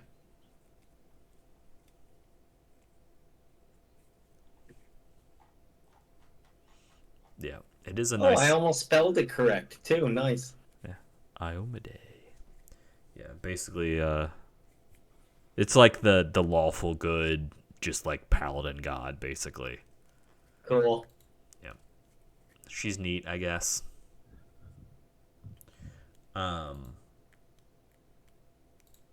Is the AC in this very similar to D&D, where it's like, if I'm unarmored and I have unarmored proficiency, so it's like 10 plus your dex mod? So, armor in this game is different and interesting. Oh no. No shields or anything, just AC. Pure Yes. So your AC, your base AC with no training, 10. is a 10 plus your dex. If you are proficient in a certain kind of armor, which you as a wizard aren't going to be. I'm proficient and I'm trained in unarmored. So if you are trained in unarmored, go to your armor, click the little cog thing, and kind of at the bottom of that, you'll see armor. Yeah, and it changed it from 10 to 13. Yes. So you don't have a dex mod? I don't. Okay. Not right now. Okay, so you have a 10 dex. So basically what that means is you get to add your proficiency to your AC because you are trained and unarmored. Sweet. So if I actually had a dex mod, it'd be It'd be a plus 14. 3 proficiency plus dex mod. Mm-hmm. Cool. So the nice thing about this is that every level you will get an additional point of AC.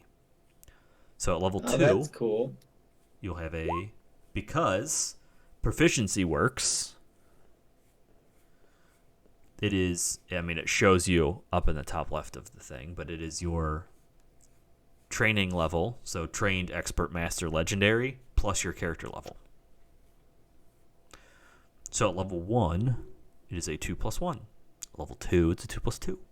Level 5, it's 2 plus 5.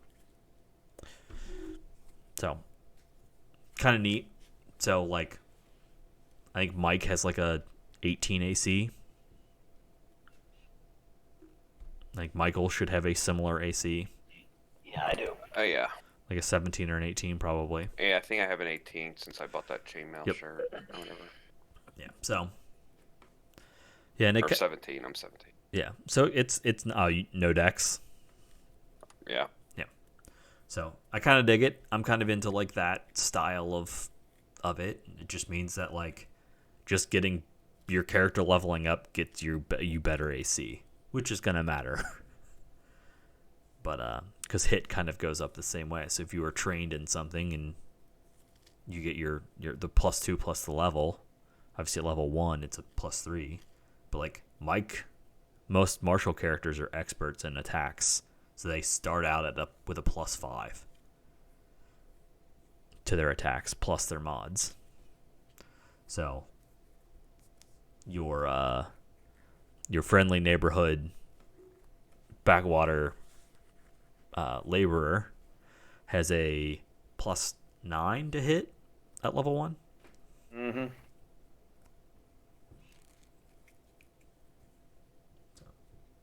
Cool. All right. I'm running out of steam. Yep. I'll see y'all later. Yeah, I'm about done Yeah, myself. All right, now Actually, I got my 18. Okay, if you just Jeff, if you want to stay for like 2 more seconds, Yeah, I can do that. I will just sign us off. Thank you, anyone who has watched this long. I don't know why you're still watching us, but we appreciate it. Losers. Tune in next week to watch us talk to NPCs. Woo! Mike, don't taunt our fans, Mike. Nerd. Okay, bye.